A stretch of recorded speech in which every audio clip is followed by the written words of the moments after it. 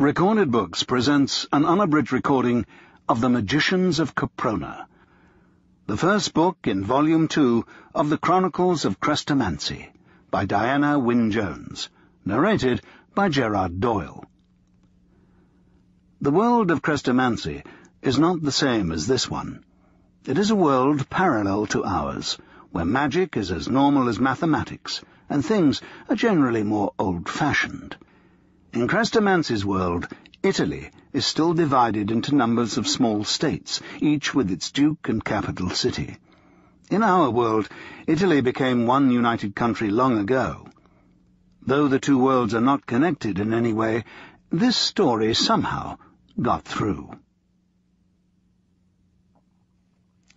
Chapter 1. Spells are the hardest thing in the world to get right. This was one of the first things the Montana children learned. Anyone can hang up a charm, but when it comes to making that charm, whether it is written or spoken or sung, everything has to be just right, or the most impossible things happen.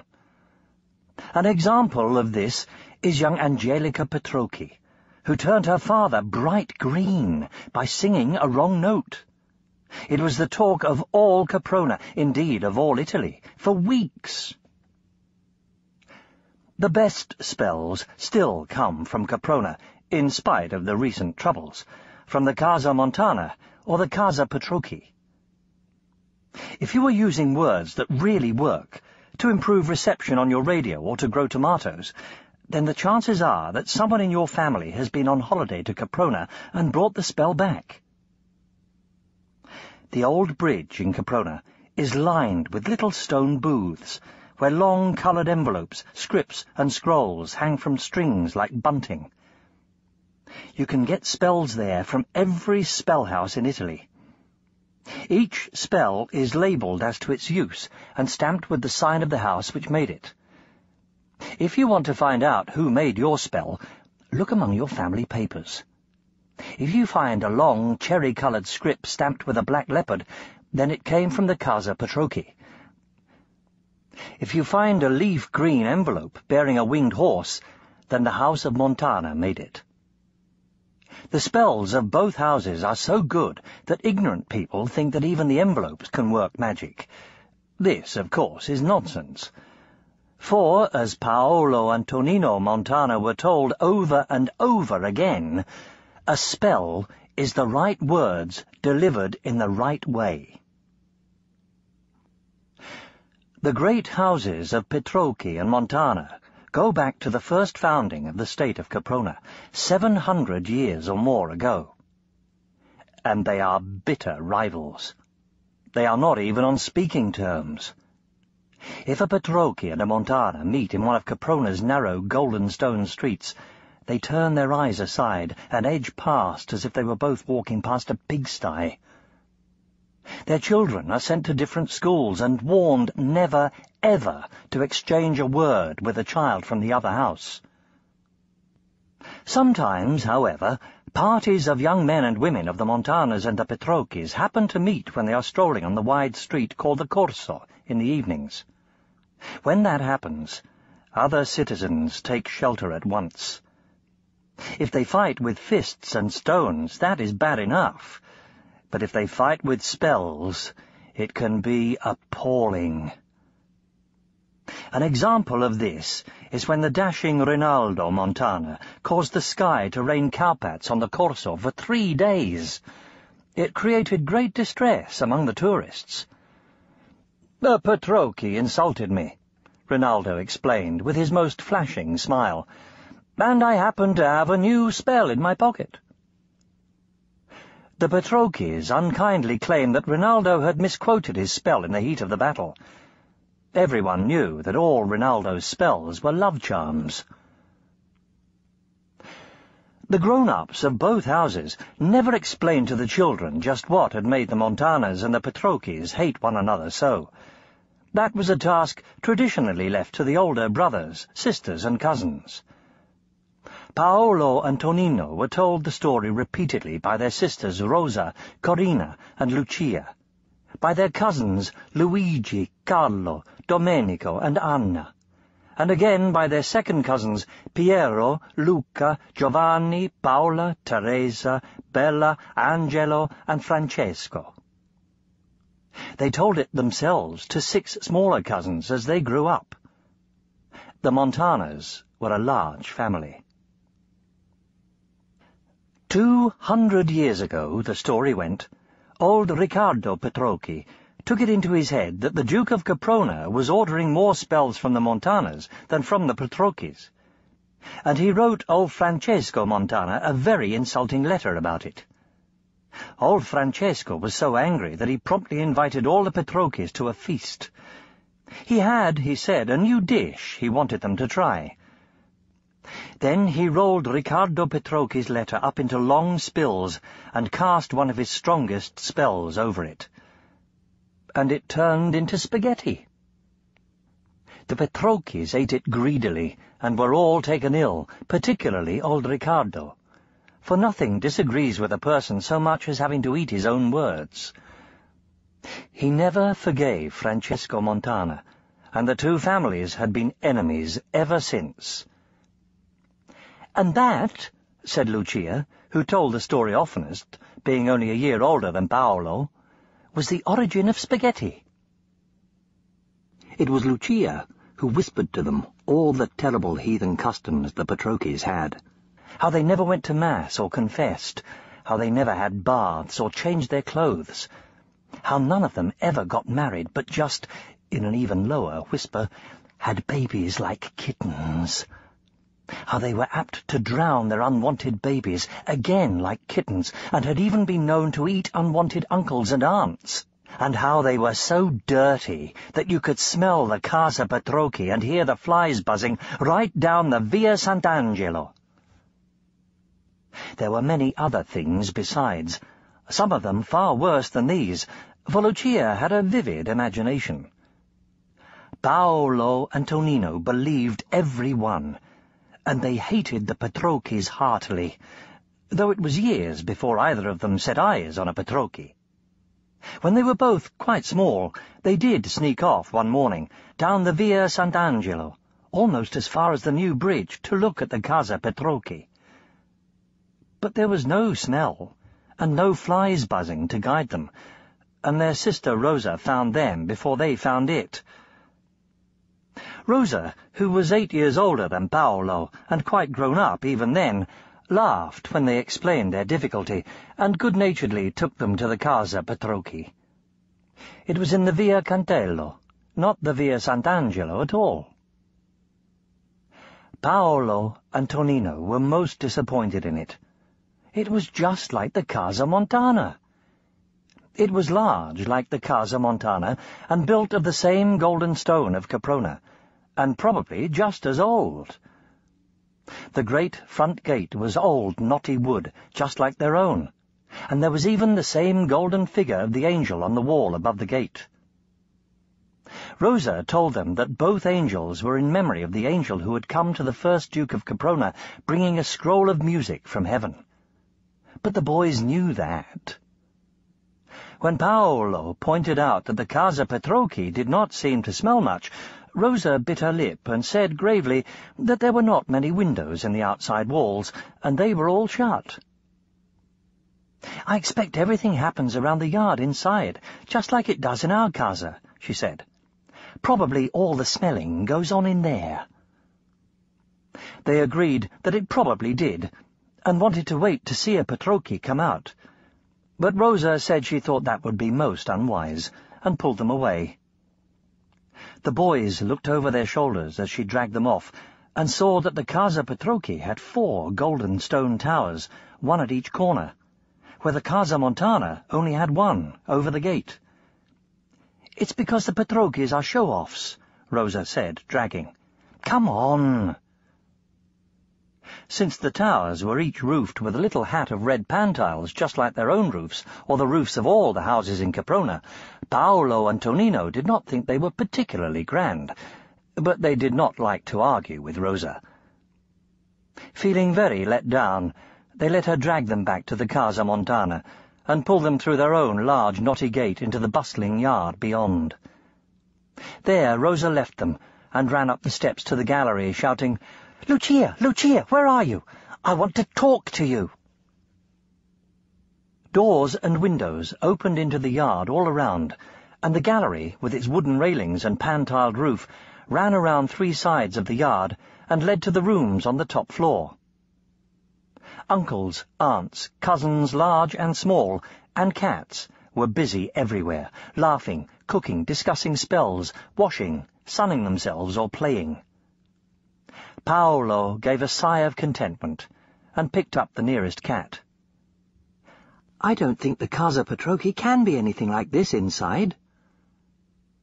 Before Tonino could agree, they were swooped on lovingly by Aunt Maria, who was fatter than Aunt Gina, but not as fat as Aunt Anna. "Where have you been, my loves? I've been ready for your lessons for half an hour or more." Everyone in the Casa Montana worked very hard. Paolo and Tonino were already being taught the first rules for making spells. When Aunt Maria was busy, they were taught by their father, Antonio. Antonio was the eldest son of old Niccolò, and would be head of the Casa Montana when old Niccolò died. Paolo thought this weighed on his father. Antonio was a thin, worried person who laughed less often than the other Montanas. He was different. One of the differences was that instead of letting old Niccolò carefully choose a wife for him from a spell house in Italy, Antonio had gone on a visit to England and come back married to Elizabeth. Elizabeth taught the boys music. "If I'd been teaching that Angelica Petrocchi," she was fond of saying, "she'd never have turned anything green." Old Niccolò said Elizabeth was the best musician in Caprona. And that, Lucia told the boys, was why Antonio got away with marrying her. But Rosa told them to take no notice. Rosa was proud of being half English. Paolo and Tonino were probably prouder to be Montanas. It was a grand thing to know you were born into a family that was known worldwide as the greatest spell house in Europe, if you did not count the Petrocchis. There were times when Paolo could hardly wait to grow up and be like his cousin, dashing Rinaldo. Everything came easily to Rinaldo. Girls fell in love with him, spells dripped from his pen. He had composed 7 new charms before he left school. And these days, as old Niccolò said, making a new spell was not easy. There were so many already. Paolo admired Rinaldo desperately. He told Tonino that Rinaldo was a true Montana. Tonino agreed, because he was more than a year younger than Paolo, and valued Paolo's opinions, but it always seemed to him that it was Paolo who was the true Montana. Paolo was as quick as Rinaldo. He could learn without trying spells which took Tonino days to acquire. Tonino was slow. He could only remember things if he went over them again and again. It seemed to him that Paolo had been born with an instinct for magic which he just did not have himself. Tonino was sometimes quite depressed about his slowness. Nobody else minded in the least. All his sisters, even the studious Corinne, spent hours helping him. Elizabeth assured him he never sang out of tune. His father scolded him for working too hard, and Paolo assured him that he would be streets ahead of the other children when he went to school. Paolo had just started school. He was as quick at ordinary lessons as he was at spells. But when Tonino started school, he was just as slow there as he was at home. School bewildered him. He did not understand what the teachers wanted him to do. By the first Saturday he was so miserable that he had to slip away from the casa and wander around Caprona in tears. He was missing for hours. "I can't help being quicker than he is," Paolo said, almost in tears too. Aunt Maria rushed at Paolo and hugged him. "No, don't you start too. You're as clever as my Ronaldo, and we're all proud of you." "Lucia, go and look for Tonino," said Elizabeth. "Paolo, you mustn't worry so. Tonino's soaking up spells without knowing he is. I did the same when I came here. Should I tell Tonino?" she asked Antonio. Antonio had hurried in from the gallery. In the Casa Montana, if anyone was in distress, it always fetched the rest of the family. Antonio rubbed his forehead. "Perhaps. Let's go and ask old Niccolò. Come on, Paolo." Paolo followed his thin, brisk father through the patterns of sunlight in the gallery and into the blue coolness of the scriptorium. Here his other 2 sisters, Ronaldo, and 5 other cousins, and 2 of his uncles, were all standing at tall desks, copying spells out of big leather-bound books. Each book had a brass lock on it so that the family secrets could not be stolen. Antonio and Paolo tiptoed through. Ronaldo smiled at them without pausing in his copying. Where other pens scratched and paused, Ronaldo's raced. In the room beyond the scriptorium, Uncle Lorenzo and Cousin Domenico were stamping winged horses on leaf-green envelopes. Uncle Lorenzo looked keenly at their faces as they passed, and decided that the trouble was not too much for old Niccolò alone. He winked at Paolo, and threatened to stamp a winged horse on him. Old Niccolò was in the warm, mildewy library beyond, consulting over a book on a stand with Aunt Francesca.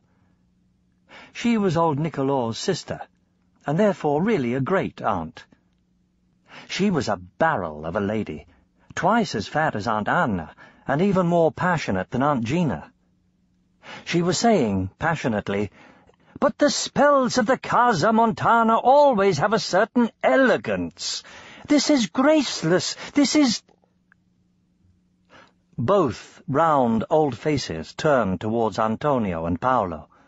Old Niccolò's face, and his eyes in it, were round and wondering as the latest babies. Aunt Francesca's face was too small for her huge body, and her eyes were small and shrewd. "I was just coming," said old Niccolò. "I thought it was Tonino in trouble, but you bring me Paolo." "Paolo's not in trouble," said Aunt Francesca. Old Niccolò's round eyes blinked at Paolo. "Paolo," he said, "what your brother feels is not your fault." "No," said Paolo. "I think it's school, really." "We thought that perhaps Elizabeth could explain to Tonino that he can't avoid learning spells in this casa," Antonio suggested.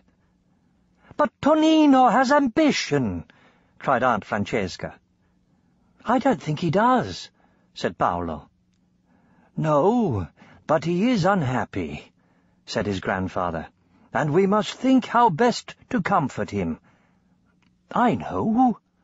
His baby face beamed. "Benvenuto." Though old Niccolò did not say this loudly, someone in the gallery immediately shouted, "Old Niccolò wants benvenuto." There was running and calling down in the yard. Somebody beat on a water butt with a stick. "Benvenuto! Where's that cat got to? Benvenuto!" Naturally, Benvenuto took his time coming. He was boss cat at the Casa Montana. It was 5 minutes before Paolo heard his firm pads trotting along the tiles at the gallery roof. This was followed by a heavy thump as Benvenuto made the difficult leap down across the gallery railing onto the floor of the gallery. Shortly he appeared on the library windowsill. "So there you are," said old Niccolò. "I was just going to get impatient." Benvenuto had once shot forward a shaggy black hind leg and settled down to wash it, as if that was what he had come there to do. "Ah, no, please," said old Niccolò. "I need your help." Benvenuto's wide yellow eyes turned to old Niccolò. He was not a handsome cat. His head was unusually wide and blunt, with grey, gnarled patches on it left over from many, many fights. Those fights had pulled his ears down over his eyes, so that Benvenuto always looked as if he were wearing a ragged brown cap. 100 bites had left those ears notched like holly leaves. Just over his nose, giving his face a leering, lopsided look, were 3 white patches. Those had nothing to do with Benvenuto's position as boss cat in a spell house. They were the result of his partiality for steak. He had got under Aunt Gina's feet when she was cooking, and Aunt Gina had spilt hot fat on his head. For this reason, Benvenuto and Aunt Gina always pointedly ignored one another. "Tonino is unhappy," said old Niccolò. Benvenuto seemed to feel this worthy of his attention. He withdrew his projecting leg, dropped to the library floor, and arrived on top of the bookstand all in one movement, without seeming to flex a muscle. There he stood, politely waving the one beautiful thing about him, his bushy black tail. The rest of his coat had worn to a ragged brown. Apart from the tail, the only thing which showed Benvenuto had once been a magnificent black Persian was the fluffy fur on his hind legs. And, as every other cat in Caprona knew to its cost, those fluffy breeches concealed muscles like a bulldog's. Paolo stared at his grandfather, talking face to face with Benvenuto. He had always treated Benvenuto with respect himself, of course. It was well known that Benvenuto would not sit on your knee, and scratched you if you tried to pick him up. He knew all cats helped spells on wonderfully, but he had not realized before that cats understood so much. And he was sure Benvenuto was answering old Niccolò, from the listening sort of pauses his grandfather made. Paolo looked at his father to see if this was true. Antonio was very ill at ease, and Paolo understood from his father's worried face that it was very important to be able to understand what cats said, and that Antonio never could. "I shall have to start learning to understand Benvenuto," Paolo thought, very troubled. "Which of you would you suggest?" asked old Niccolò. Benvenuto raised his right front paw and gave it a casual lick. Old Niccolò's face curved into his beaming baby smile. "Look at that," he said. "He'll do it himself." Benvenuto flicked the tip of his tail sideways. Then he was gone, leaping back to the window so fluidly and quickly that he might have been a paintbrush painting a dark line in the air. He left Aunt Francesca and old Niccolò beaming, and Antonio still looking unhappy. "Tonino is taken care of," old Niccolò announced. "We shall not worry again unless he worries us." Chapter 2. Tonino was already feeling soothed by the bustle in the golden streets of Caprona. In the narrower streets he walked down the crack of sunlight in the middle, with washing flapping overhead, playing that it was sudden death to tread on the shadows. In fact, he died a number of times before he got as far as the Corso. A crowd of tourists pushed him off the sun once. So did 2 carts and a carriage, and once a long, gleaming car came slowly growling along, hooting hard to clear the way. When he was near the Corso, Tonino heard a tourist say in English, "Oh, look, Punch and Judy!"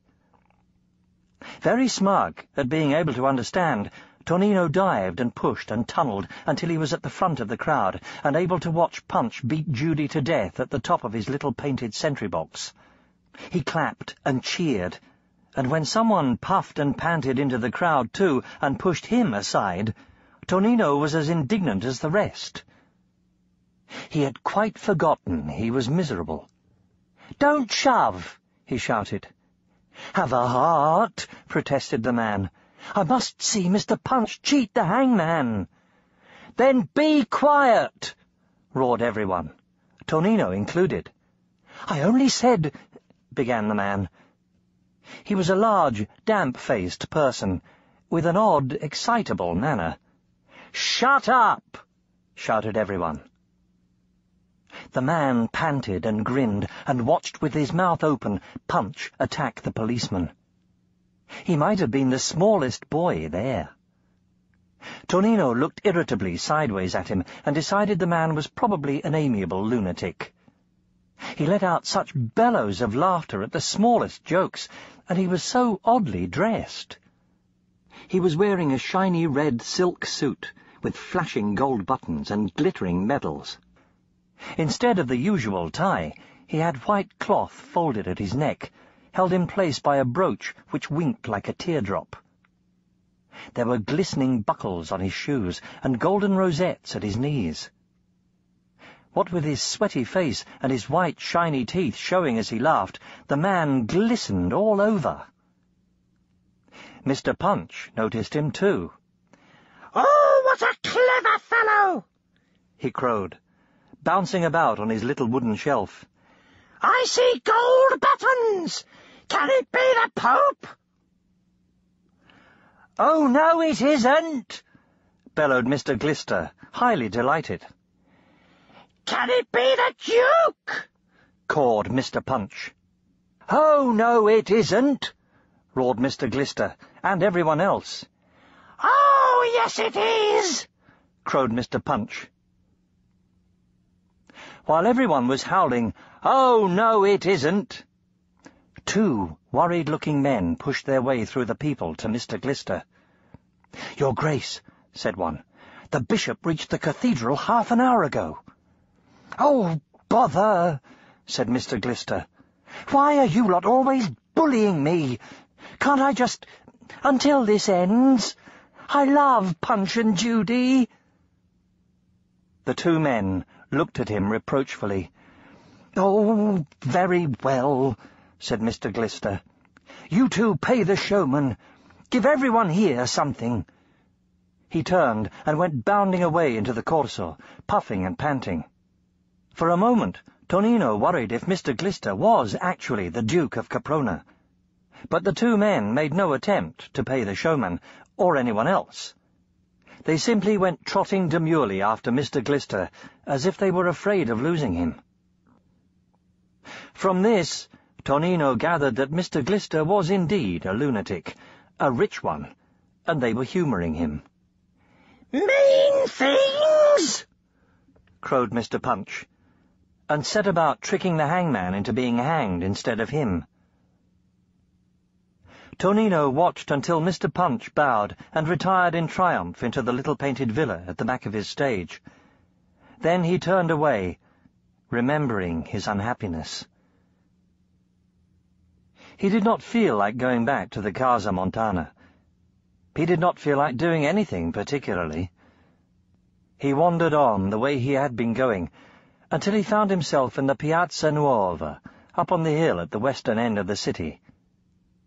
Here he sat gloomily on the parapet, gazing across the river Vltava, at the rich villas and the ducal palace, and at the long arches of the new bridge, and wondering if he was going to spend the rest of his life in a fog of stupidity.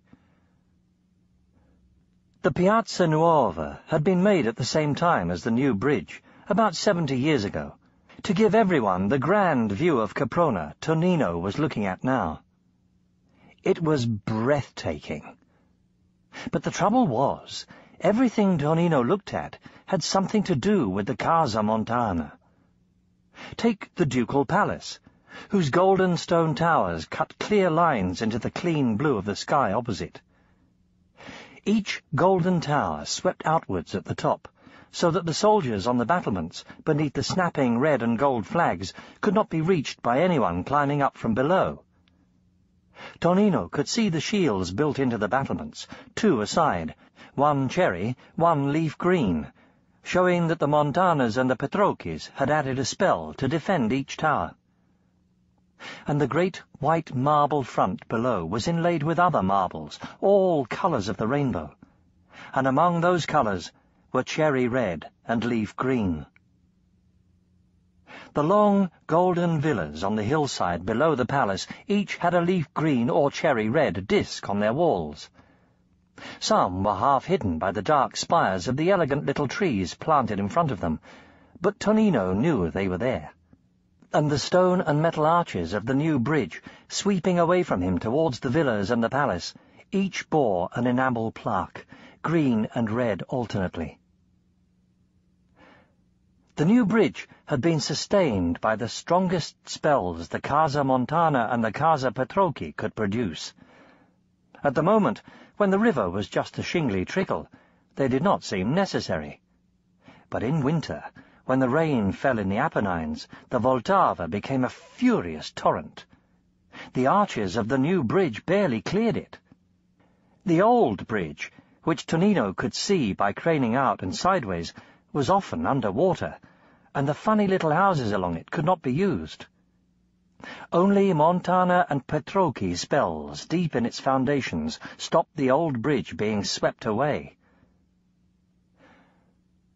Tonino had heard old Niccolò say that the new bridge spells had taken the entire efforts of the entire Montana family. Old Niccolò had helped make them when he was the same age as Tonino. Tonino could not have done. Miserable, he looked down at the golden walls and red pantiles of Caprona below.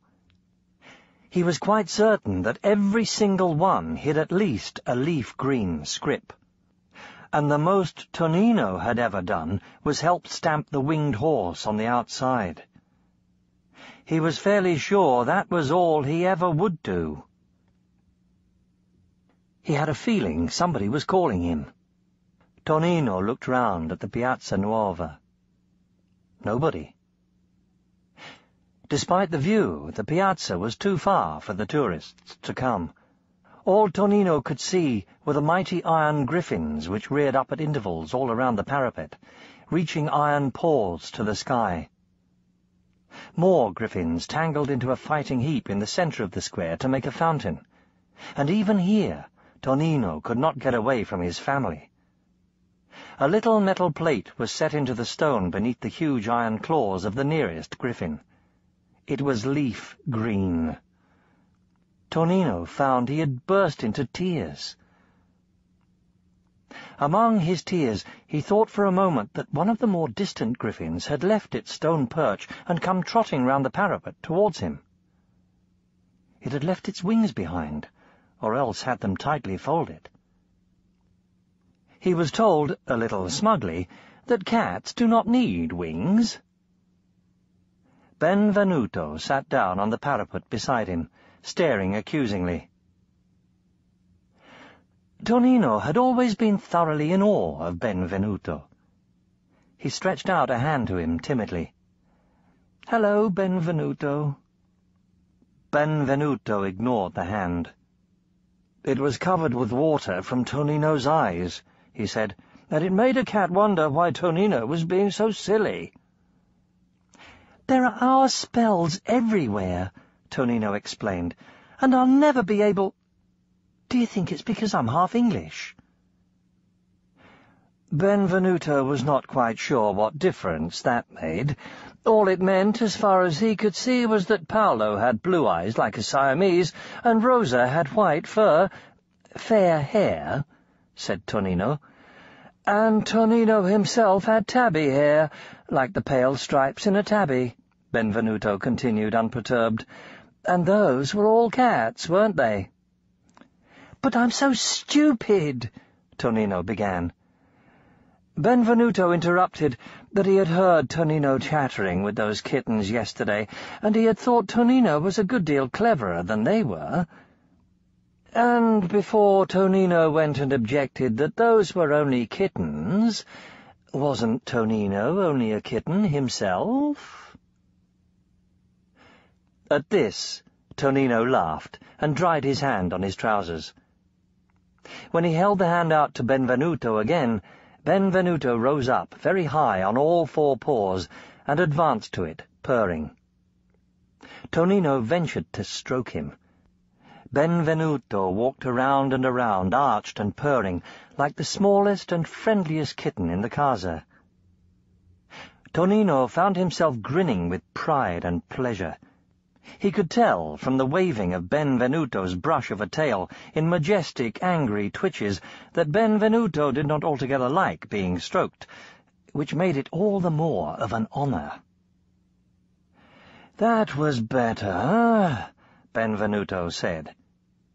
He minced up to Tonino's bare legs and installed himself across them like a brown, muscular mat. Tonino went on stroking him. Prickles came out of one end of the mat and treadled painfully at Tonino's thighs. Benvenuto continued to purr. Would Tonino look at it this way, he wondered, that they were both, boy and cat, a part of the most famous casa in Caprona, which in turn was part of the most special of all the Italian states? "I know that," said Tonino. "It's because I think it's wonderful, too, that I—" "Are we really so special?" "Of course," purred Benvenuto. And if Tonino were to lean out and look across at the cathedral, he would see why. Obediently, Tonino leaned and looked. The huge marble bubbles of the cathedral domes leaped up from among the houses at the end of the corso. He knew there never was such a building as that. It floated, high and white and gold and green, and on the top of the highest dome the sun flashed on the great golden figure of the angel, poised there with spread wings, holding in one hand a golden scroll. It seemed to bless all Caprona. "That angel," Benvenuto informed him, "was there as a sign that Caprona would be safe as long as everyone sang the tune of the Angel of Caprona. The angel had brought that song in a scroll straight from heaven to the first Duke of Caprona, and its power had banished the White Devil and made Caprona great. The White Devil had been prowling around Caprona ever since, trying to get back into the city, but as long as the angel's song was sung, it would never succeed." "I know that," said Tonino. "We sing the angel every day at school." That brought back the main part of his misery.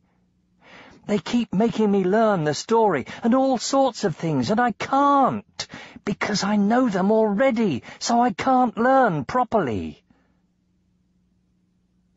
Benvenuto stopped purring. He quivered because Tonino's fingers had caught in one of the many lumps of matted fur in his coat. Still quivering, he demanded rather sourly why it hadn't occurred to Tonino to tell them at school that he knew these things. "Sorry." Tonino hurriedly moved his fingers. "But," he explained, "they keep saying you have to do them this way or you'll never learn properly." "Well, it was up to Tonino, of course," Benvenuto said, still irritable. "But there seemed no point in learning things twice. A cat wouldn't stand for it. And it was about time they were getting back to the casa." Tonino sighed. "I suppose so. They'll be worried." He gathered Benvenuto into his arms and stood up. Benvenuto liked that. He purred. And it had nothing to do with the Montanas being worried. The aunts would be cooking lunch, and Tonino would find it easier than Benvenuto to make a nice piece of veal. That made Tonino laugh. As he started down the steps to the new bridge, he said, "You know, Benvenuto, you'd be a lot more comfortable if you let me get those lumps out of your coat and comb you a bit." Benvenuto stated that anyone trying to comb him would get raked with every claw he possessed, A brush, then? Benvenuto said he would consider that. It was here that Lucia encountered them. She had looked for Tonino all over Caprona by then, and she was prepared to be extremely angry. But the sight of Benvenuto's evil, lopsided countenance staring at her out of Tonino's arms left her with almost nothing to say. "We'll be late for lunch," she said. "No, we won't," said Tonino. "We'll be in time for you to stand guard while I steal Benvenuto some veal." "Trust Benvenuto to have it all worked out," said Lucia. "What is this, the start of a profitable relationship?" "You could put it that way," Benvenuto told Tonino. "You could put it that way," Tonino said to Lucia. At all events, Lucia was sufficiently impressed to engage Aunt Gina in conversation while Tonino got Benvenuto his veal, and everyone was too pleased to see Tonino safely back to mind too much. Corina and Rosa minded, however, that afternoon, when Corina lost her scissors and Rosa her hairbrush. Both of them stormed out onto the gallery. Paolo was there, watching Tonino gently and carefully snip the mats out of Benvenuto's coat. The hairbrush lay beside Tonino, full of brown fur. "And you can really understand everything he says?" Paolo was saying. "I can understand all the cats," said Tonino. "Don't move, Benvenuto. This one's right on your skin." It says volumes for Benvenuto's status, and therefore for Tonino's, that neither Rosa nor Corina dared to say a word to him. They turned on Paolo instead. "What do you mean, Paolo, standing there letting him mess that brush up? Why couldn't you make him use the kitchen scissors?" Paolo did not mind. He was too relieved that he was not going to have to learn to understand cats himself. He would not have known how to begin. From that time forward, Benvenuto regarded himself as Tonino's special cat. It made a difference to both of them.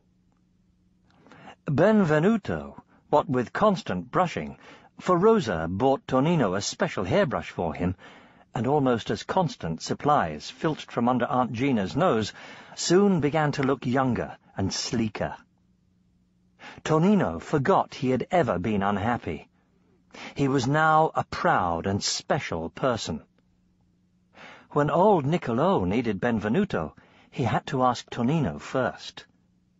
Benvenuto flatly refused to do anything for anyone without Tonino's permission.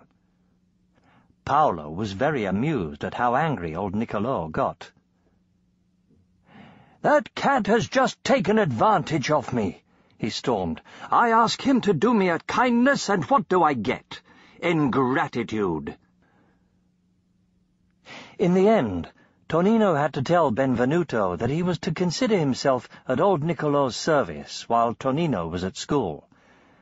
Otherwise, Benvenuto simply disappeared for the day, but he always unfailingly reappeared around 3:30 and sat on the water butt nearest the gate, waiting for Tonino. And as soon as Tonino came through the gate, Benvenuto would jump into his arms. This was true even at the times when Benvenuto was not available to anyone. That was mostly at full moon, when the lady cats walled enticingly from the roofs of Caprona. Tonino went to school on Monday, having considered Benvenuto's advice, and when the time came when they gave him a picture of a cat and said the shapes under it went K-A-T, Tonino gathered up his courage and whispered, "Yes, it's a C and an A and a T. I know how to read." His teacher, who was new to Caprona, did not know what to make of him, and called the headmistress. "Oh," she was told, "it's another Montana. I should have warned you. They all know how to read. Most of them know Latin, too. They use it a lot in their spells, and some of them know English as well. You'll find they're about average with sums, though." So Tonino was given a proper book, while the other children learned their letters. It was too easy for him. He finished it in 10 minutes and had to be given another. And that was how he discovered about books. To Tonino, reading a book soon became an enchantment above any spell. He could never get enough of it. He ransacked the Casa Montana and the public library, and he spent all his pocket money on books. It soon became well known that the best present you could give Tonino was a book, and the best book would be about the unimaginable situation where there were no spells. For Tonino preferred fantasy. In his favourite books, people had wild adventures with no magic to help or hinder them. Benvenuto thoroughly approved. While Tonino read, he kept still, and a cat could be comfortable sitting on him. Paolo teased Tonino a little about being such a bookworm, but he did not really mind. He knew he could always persuade Tonino to leave his book if he really wanted him. Antonio was worried. He worried about everything. He was afraid Tonino was not getting enough exercise. But everyone else in the casa said this was nonsense. They were proud of Tonino. He was as studious as Corina, they said, and no doubt both of them would end up at Caprona University, like great-uncle Umberto. The Montanas always had someone at the university. It meant they were not selfishly keeping the theory of magic to the family. And it was also very useful to have access to the spells in the university library. Despite these hopes for him, Tonino continued to be slow at learning spells, and not particularly quick at school. Paolo was twice as quick at both. But as the years went by, both of them accepted it. It did not worry them.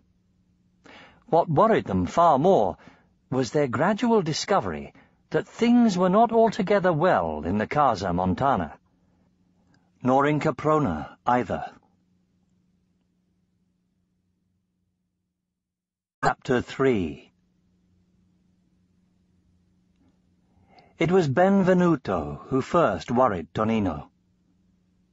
Despite all the care Tonino gave him, he became steadily thinner and more ragged again. Now Benvenuto was roughly the same age as Tonino. Tonino knew that was old for a cat, and at first he assumed that Benvenuto was just feeling his years. Then he noticed that old Niccolò had taken to looking almost as worried as Antonio, and that Uncle Umberto called on him from the university almost every day. Each time he did, old Niccolò or Aunt Francesca would ask for Benvenuto, and Benvenuto would come back tired out. So he asked Benvenuto what was wrong. Benvenuto's reply was that they might let a cat have some peace, even if the Duke was a booby, and he was not going to be pestered by Tonino into the bargain. Tonino consulted Paolo, and found Paolo worried too. Paolo had been noticing his mother. Her fair hair had lately become several shades paler with all the white in it, and she looked nervous all the time. When Paolo asked Elizabeth what was the matter, she said, "Oh, nothing, Paolo. Only all this makes it so difficult to find a husband for Rosa." Rosa was now 18. The entire casa was busy discussing a husband for her, and there did, now Paolo noticed, seem much more fuss and anxiety about the matter than there had been over Cousin Claudia 3 years before. Montanas had to be careful who they married. It stood to reason. They had to marry someone who had some talent, at least, for spells or music, and it had to be someone the rest of the family liked, and above all, it had to be someone with no kind of connection with the Patrocchis. But Cousin Claudia had found and married Arturo without all the discussion and worry that was going on over Rosa. Paolo could only suppose the reason was all this, whatever Elizabeth had meant by that. Whatever the reason, argument raged. Anxious Antonio talked of going to England and consulting someone called Chrestomanci about it. "We want a really strong spellmaker for her," he said, to which Elizabeth replied that Rosa was Italian and should marry an Italian. The rest of the family agreed, except that they said the Italian must be from Caprona. So the question was, who? Paolo, Lucia, and Tonino had no doubt. They wanted Rosa to marry their cousin Rinaldo. It seemed to them entirely fitting. Rosa was lovely, Rinaldo handsome, and none of the usual objections could possibly be made. There were 2 snags, however. The first was that Rinaldo showed no interest in Rosa. He was at present desperately in love with a real English girl. Her name was Jane Smith, and Rinaldo had some difficulty pronouncing it, and she had come to copy some of the pictures in the art gallery down on the Corso. She was a romantic girl. To please her, Rinaldo had taken to wearing black, with a red scarf at his neck, like a bandit. He was said to be considering growing a bandit moustache, too, all of which left him with no time for a cousin he had known all his life. The other snag was Rosa herself. She had never cared for Rinaldo, and she seemed to be the only person in the casa who was entirely unconcerned about who she would marry. When the argument raged loudest, she would shake the blonde hair on her shoulders and smile. "To listen to you all," she said, "anyone would think I have no say in the matter at all. It's really funny." All that autumn, the worry in the Casa Montana grew. Paolo and Tonino asked Aunt Maria what it was all about. Aunt Maria at first said that they were too young to understand. Then, since she had moments when she was as passionate as Aunt Gina, or even Aunt Francesca, she told them suddenly and fervently that Caprona was going to the dogs. "Everything's going wrong for us," she said. "Money's short, tourists don't come here, and we get weaker every year. Here are Florence, Pisa, and Siena, all gathering round like vultures, and each year one of them gets a few more square miles of Caprona. If this goes on, we shan't be a state any more, and on top of it all, the harvest failed this year.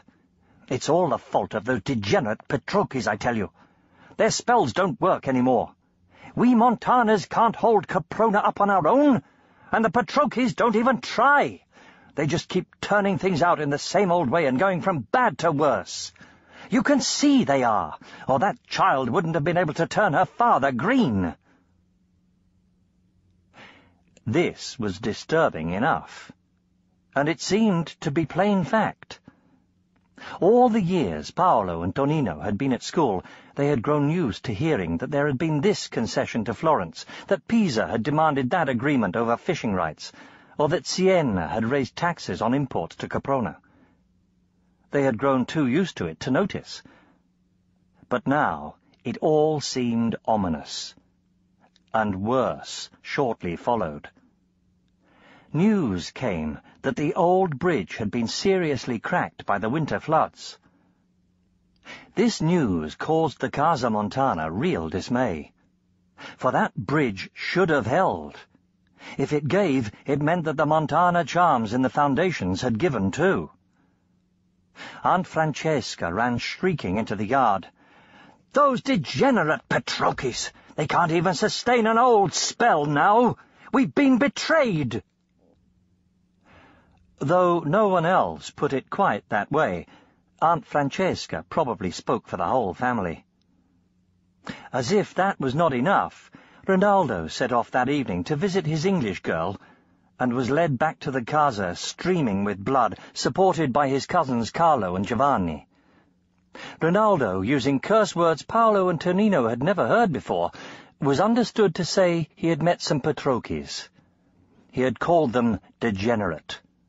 And it was Aunt Maria's turn to rush shrieking through the yard, shouting dire things about the Petrocchis. Rinaldo was the apple of Aunt Maria's eye.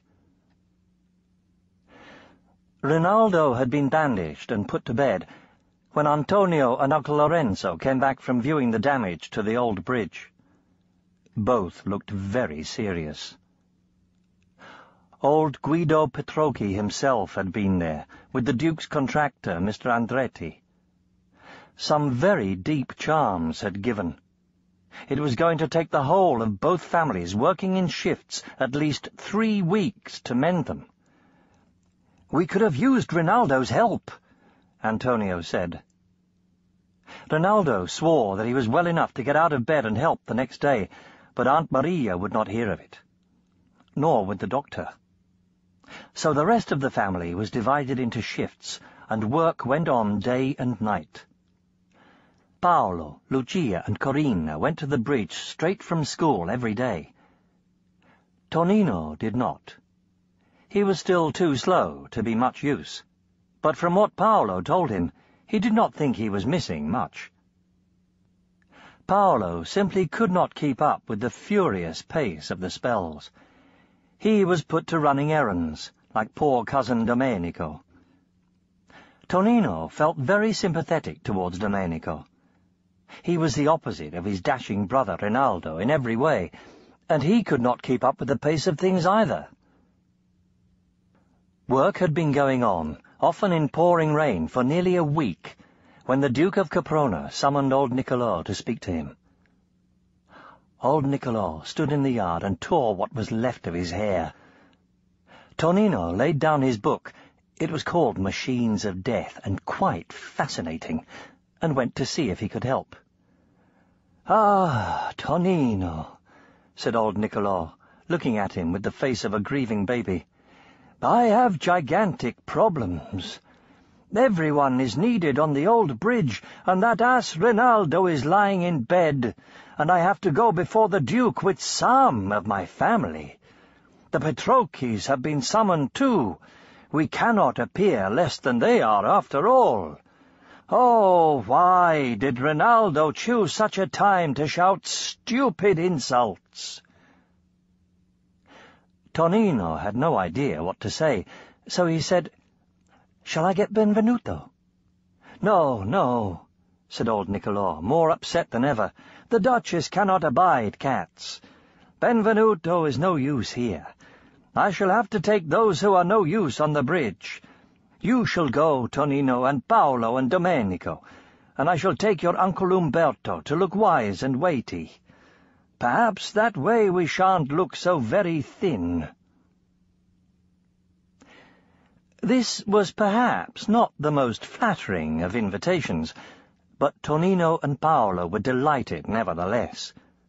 They were delighted even though it rained hard the next day, the drilling white rain of winter. The dawn shift came in from the old bridge under shiny umbrellas, damp and disgruntled. Instead of resting, they had to turn to and get the party ready for the palace. The Montana family coach was dragged from the coach-house to a spot under the gallery where it was carefully dusted. It was a great black thing with glass windows and monster black wheels. The Montana winged horse was emblazoned in a green shield on its heavy doors. The rain continued to pour down. Paolo, who hated rain as much as the cats did, was glad the coach was real. The horses were not. They were 4 white cardboard cutouts of horses, which were kept leaning against the wall of the coach-house. They were an economical idea of old Niccolò's father. As he said, real horses ate and needed exercise and took up space the family could live in. The coachman was another cardboard cutout, for much the same reasons, but he was kept inside the coach. The boys were longing to watch the cardboard figures being brought to life, but they were snatched indoors by their mother. Elizabeth's hair was soaking from her shift on the bridge, and she was yawning until her jaw creaked. But this did not prevent her doing a very thorough scrubbing, combing and dressing job on Paolo and Tonino. By the time they came down into the yard again, each with his hair scraped wet to his head and wearing uncomfortable broad white collars above their stiff Eton jackets, the spell was done. The spell streamers had been carefully wound into the harness, and the coachman clothed in a paper coat covered with spells on the inside. 4 glossy white horses were stamping as they were backed into their traces. The coachman was sitting on the box, adjusting his leaf-green hat. "Splendid!" said old Niccolò, bustling out. He looked approvingly from the boys to the coach. "Get in, boys! Get in, Domenico! We have to pick up Umberto from the university." Tonino said goodbye to Benvenuto and climbed into the coach. It smelt of mould, in spite of the dusting. He was glad his grandfather was so cheerful. In fact, everyone seemed to be. The family cheered as the coach rumbled to the gateway, and old Niccolò smiled and waved back. Perhaps, Tonino thought, something good was going to come from this visit to the Duke, and no one would be so worried after this. The journey in the coach was splendid. Tonino had never felt so grand before. The coach rumbled and swayed. The hooves of the horses clattered over the cobbles just as if they were real, and people hurried respectfully out of their way. The coachman was as good as spells could make him. Though puddles dimpled along every street, the coach was hardly splashed when they drew up at the university, with loud shouts of "Whoa there!" Uncle Umberto climbed in, wearing his red and gold master's gown, as cheerful as old Niccolò. "Morning, Tonino," he said to Paolo. "How's your cat?" "Morning," he said to Domenico. "I hear the Petrocchis beat you up." Domenico, who would have died sooner than insult even a Petrocchi, went redder than Uncle Umberto's gown and swallowed noisily. But Uncle Umberto never could remember which younger Montana was which. He was too learned. He looked at Tonino as if he was wondering who he was, and turned to old Niccolò. "The Petrocchis are sure to help," he said. "I had word from Chrestomanci." "So did I," said old Niccolò, but he sounded dubious.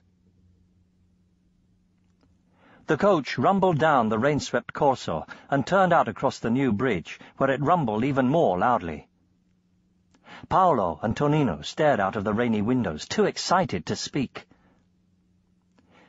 Beyond the swollen river, they clopped uphill, where cypresses bent and lashed in front of rich villas, and then among blurred old walls. Finally, they rumbled under a great archway and made a crisp turn around the gigantic forecourt of the palace. In front of their own coach, another coach, looking like a toy under the huge marble front of the palace, was just drawing up by the enormous marble porch. This carriage was black, too, with crimson shields on its doors, in which ramped black leopards. They were too late to see the people getting out of it, but they gazed with irritated envy at the coach itself and the horses. The horses were black, beautiful, slender creatures with arched necks. "I think they're real horses," Paolo whispered to Tonino. Tonino had no time to answer, because 2 footmen and a soldier sprang to open the carriage door and usher them down, and Paolo jumped down first. But after him, old Niccolò and Uncle Umberto were rather slow getting down. Tonino had time to look out of the further window at the Petrocchi carriage moving away. As it turned, he distinctly saw the small crimson flutter of a spell streamer under the harness of the nearest black horse. "So there," Tonino thought triumphantly. But he rather thought the Petrocchi coachman was real. He was a pale young man with reddish hair, which did not match his cherry-coloured livery, and he had an intent, concentrating look, as if it was not easy driving those unreal horses. That look was too human for a cardboard man. When Tonino finally climbed down on Domenico's nervous heels, he glanced up at their own coachman for comparison. He was efficient and jaunty. He touched a stiff hand to his green hat and stared straight ahead. No, the Petrocchi coachman was real, all right, Tonino thought enviously. Tonino forgot both coachmen as he and Paolo followed the others into the palace. It was so grand and so huge. They were taken through vast halls with shiny floors and gilded ceilings, which seemed to go on for miles. On either side of the long walls there were statues, or soldiers, or footmen, adding to the magnificence in rows. They felt so battered by all the grandeur that it was quite a relief when they were shown into a room only about the size of the Casa Montana yard. True, the floor was shiny and the ceiling painted to look like a sky full of wrestling angels, but the walls were hung with quite comfortable red cloth, and there was a row of almost plain gilt chairs along each side. Another party of people was shown into the room at the same time. Domenico took one look at them and turned his eyes instantly on the painted angels of the ceiling. Old Niccolò and Uncle Umberto behaved as if the people were not there at all. Paolo and Tonino tried to do the same, but they found it impossible. So these were the Patrocchis, they thought, sneaking glances. There were only 4 of them to their 5. 1 up to the Montanas, and 2 of those were children. Clearly the Patrocchis had been as hard-pressed as the Montanas to come before the Duke with a decent party, and they had, in Paolo and Tonino's opinion, made a bad mistake in leaving one of their family outside with the coach. They were not impressive. Their university representative was a frail old man, far older than Uncle Umberto, who seemed almost lost in his red and gold gown. The most impressive one was the leader of the party, who must be old Guido himself. But he was not particularly old, like old Niccolò, and though he wore the same sort of black frock-coat as old Niccolò, and carried the same sort of shiny hat, it looked odd on old Guido, because he had a bright red beard. His hair was rather long, crinkly, and black. And though he stared ahead in a bleak, important way, it was hard to forget that his daughter had once accidentally turned him green. Paolo and Tonino both sneaked fascinated glances, wondering what that red beard would look like as bright green. The 2 children were both girls. Both had reddish hair. Both had prim, pointed faces. Both wore bright white stockings and severe black dresses, and were clearly odious. The main difference between them was that the younger, who seemed about Tonino's age, had a large bulging forehead, which made her face even primmer than her sister's. It was possible that one of them was the famous Angelica, who had turned old Guido green. The boys stared at them, trying to decide which it might be, until they encountered the prim, derisive stare of the elder girl. It was clear she thought they looked ridiculous. But Paolo and Tonino knew they still looked smart. They felt so uncomfortable, so they took no notice. After they had waited a while, both parties began to talk quietly among themselves, as if the others were not there. Tonino murmured to Paolo, "Which one is Angelica?" "I don't know," Paolo whispered. "Didn't you see them at the old bridge, then?" "I didn't see any of them. They were all down the other—" Part of the red hanging swung aside, and a lady hurried in. "I'm so sorry," she said. "My husband has been delayed." Everyone in the room bent their heads and murmured, "Your Grace," because this was the Duchess. But Paolo and Tonino kept their eyes on her while they bent their heads, wanting to know what she was like. She had a stiff, greyish dress on, which put them in mind of a statue of a saint, and her face might almost have been part of the same statue. It was a statue-pale face, almost waxy, as if the Duchess were carved out of slightly soapy marble. But Tonino was not sure the Duchess was really like a saint. Her eyebrows were set in a strong, sarcastic arch, and her mouth was tight with what looked like impatience. For a second, Tonino thought he felt that impatience, and a number of other unsaintly feelings, pouring into the room from behind the Duchess's waxy mask like a strong, rank smell. The Duchess smiled at old Niccolò. "Signor Niccolò Montana?" There was no scrap of impatience, only stateliness. Tonino thought to himself, "I've been reading too many books." Rather ashamed, he watched old Niccolò bow and introduce them all. The Duchess nodded graciously and turned to the Petrocchis. "Signor Guido Petrocchi?" The red-bearded man bowed in a rough, brusque way. He was nothing like as courtly as old Niccolò. "Your Grace, with me are my great-uncle Dr. Luigi Petrocchi, my elder daughter Renata, and my younger daughter Angelica."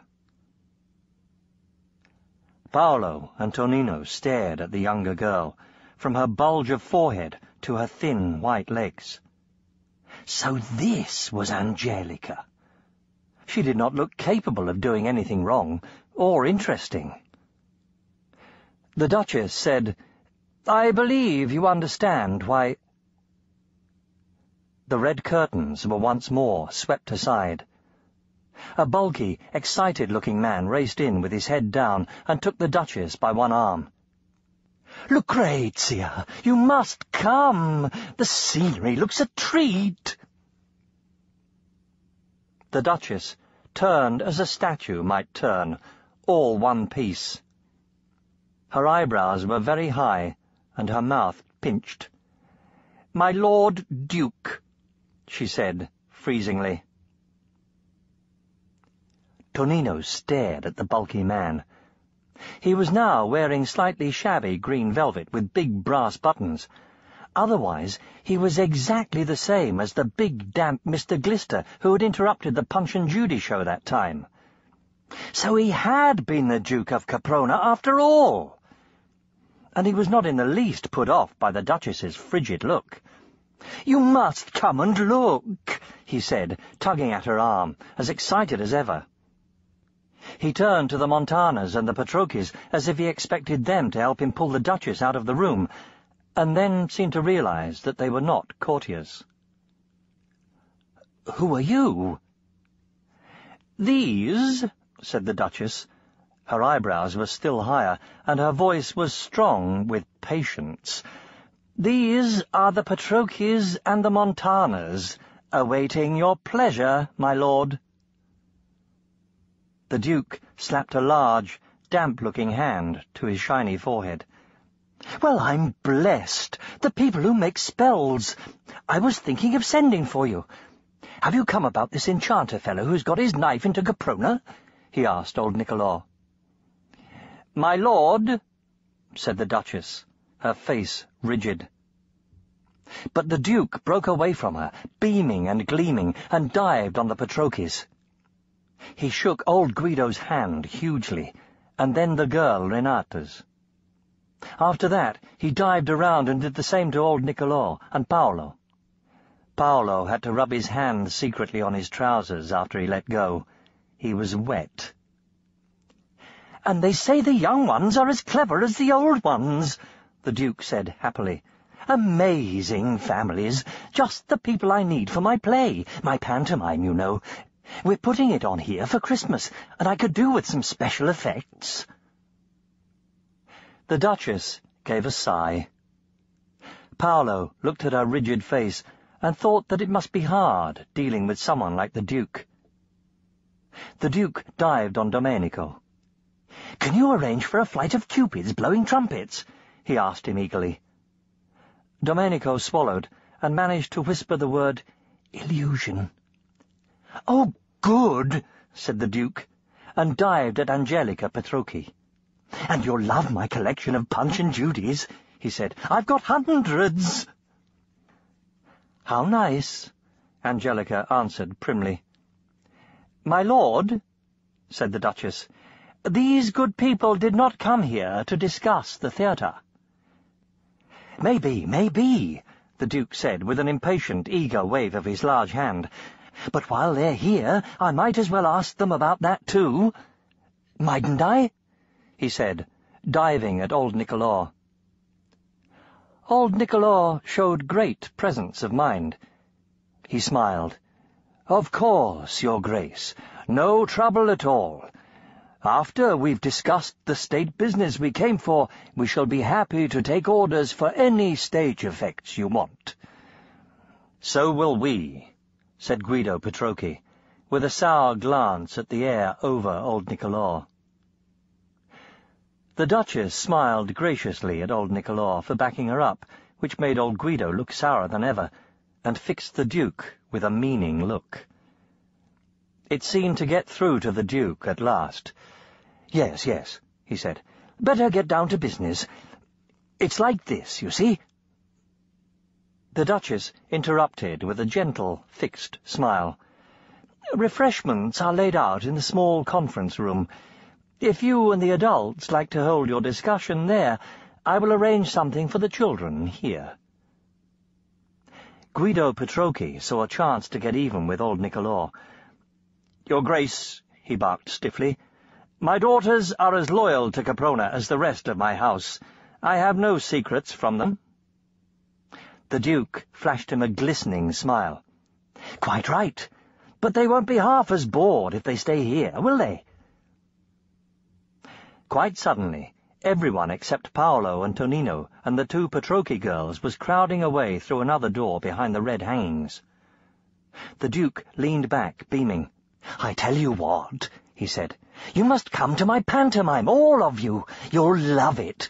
I'll send you tickets. Coming, Lucrezia." The four children were left standing under the ceiling full of wrestling angels.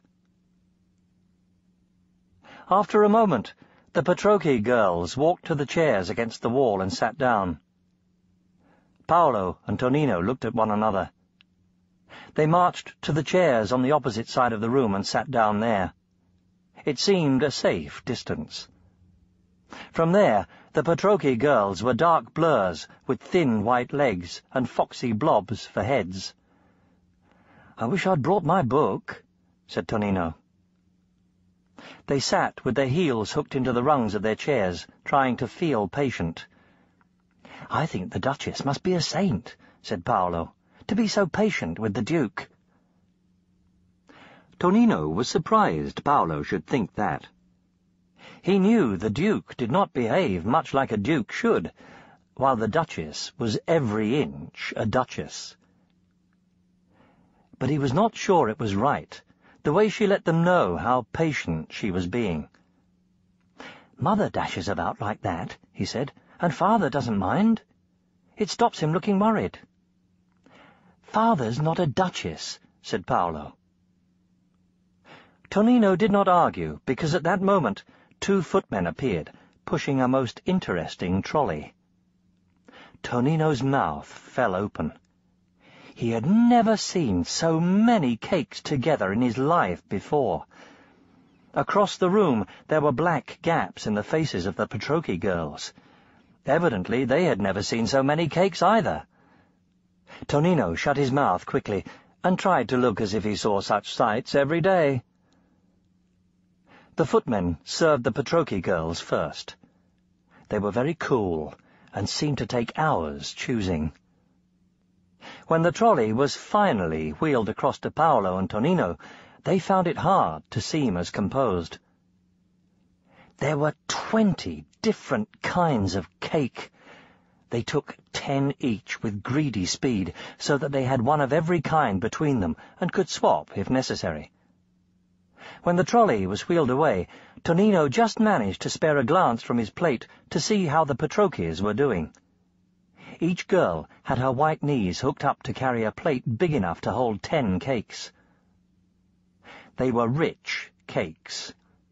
By the time Paolo reached the 10th, he was going slowly, wondering if he really cared for meringue as much as he had thought, and Tonino was only on his 6th. By the time Paolo had put his plate neatly under his chair and cleaned himself with his handkerchief, Tonino, sticky with jam, smeared with chocolate and cream, and infested with crumbs, was still doggedly ploughing through his 8th. And this was the moment the Duchess chose to sit smiling down beside Paolo. "I won't interrupt your brother," she said, laughing. "Tell me about yourself, Paolo." Paolo did not know what to answer. All he could think of was the mess Tonino looked. "For instance," the Duchess asked helpfully, Does spell-making come easily to you? Do you find it hard to learn?" "Oh, no, Your Grace," Paolo said proudly. "I learn very easily." Then he was afraid this might upset Tonino. He looked quickly at Tonino's pastry-plastered face and found Tonino staring gravely at the Duchess. Paolo felt ashamed and responsible. He wanted the Duchess to know that Tonino was not just a messy, staring little boy. "Tonino learns slowly," he said, "but he reads all the time. He's read all the books in the library. He's almost as learned as Uncle Umberto." "How remarkable," smiled the Duchess. There was just a trace of disbelief in the arch of her eyebrows. Tonino was so embarrassed that he took a big bite out of his 9th cake. It was a great pastry puff. The instant his mouth closed round it, Tonino knew that if he opened his mouth again, even to breathe, pastry would blow out of it like a hailstorm, all over Paolo and the Duchess. He clamped his lips together and chewed valiantly. And to Paolo's embarrassment, he went on staring at the Duchess. He was wishing Benvenuto was there to tell him about the Duchess. She muddled him. As she bent, smiling, over Paolo, she did not look like the haughty, rigid lady who had been so patient with the Duke. And yet, perhaps because she was not being patient, Tonino felt the rank strength of the unsaintly thoughts behind her waxy smile stronger than ever. Paolo willed Tonino to stop chewing and goggling. But Tonino went on, and the disbelief in the Duchess's eyebrows was so obvious that he blurted out, "And Tonino's the only one who can talk to Benvenuto. He's our boss cat, Your—" He remembered the Duchess did not like cats. You don't like cats, Your Grace?" The Duchess laughed. "But I don't mind hearing about them. What about Benvenuto?" To Paolo's relief, Tonino turned his goggle eyes from the Duchess to him. So Paolo talked on. "You see, Your Grace, spells work much better and stronger if a cat's around, and particularly if Benvenuto is. Besides, Benvenuto knows all sorts of things." He was interrupted by a thick noise from Tonino. Tonino was trying to speak without opening his mouth. It was clear there was going to be a pastry storm any second. Paolo snatched out his jammy, creamy handkerchief and held it ready. The Duchess stood up, rather hastily. "I think I'd better see how my other guests are getting on," she said, and went swiftly gliding across to the Petrocchi girls. The Petrocchi girls, Paolo noticed resentfully, were ready to receive her. Their handkerchiefs had been busy while the Duchess talked to Paolo, and now their plates were neatly pushed under their chairs, too. Each had left at least 3 cakes. This much encouraged Tonino. He was feeling rather unwell. He put the rest of the 9th cake back beside the 10th and laid the plate carefully on the next chair. By this time, he had managed to swallow his mouthful. "You shouldn't have told her about Benvenuto," he said, hauling out his handkerchief. "He's a family secret." "Then you should have said something yourself instead of staring like a dummy," Paolo retorted. To his mortification, both Petrocchi girls were talking merrily to the Duchess. The bulge-headed Angelica was laughing. It so annoyed Paolo that he said, "Look at the way those girls are sucking up to the Duchess." "I didn't do that," Tonino pointed out. As Paolo wanted to say he wished Tonino had, he found himself unable to say anything at all. He sat sourly watching the Duchess talking to the girls across the room until she got up and went gliding away. She remembered to smile and wave at Paolo and Tonino as she went. Paolo thought that was good of her, considering the asses they had made of themselves.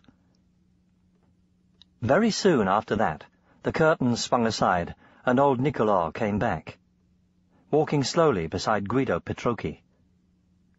After them came the 2 gowned great-uncles, and Domenico came after that. It was like a procession. Everyone looked straight ahead, and it was plain they had a lot on their minds. All 4 children stood up, brushed crumbs off, and followed the procession. Paolo found he was walking beside the elder girl, but he was careful not to look at her.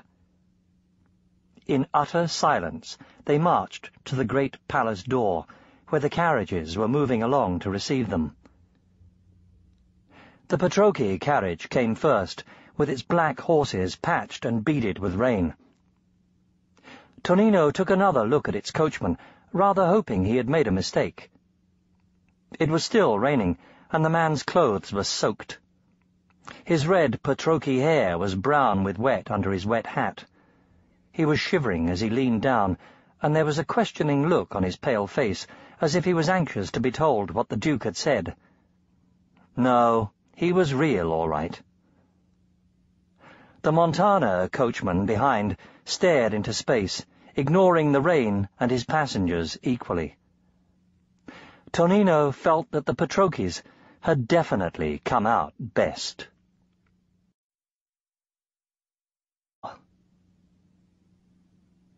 When the coach was moving, old Nicolò leaned back and said, "Well, the Duke is very good-natured, I'll say that.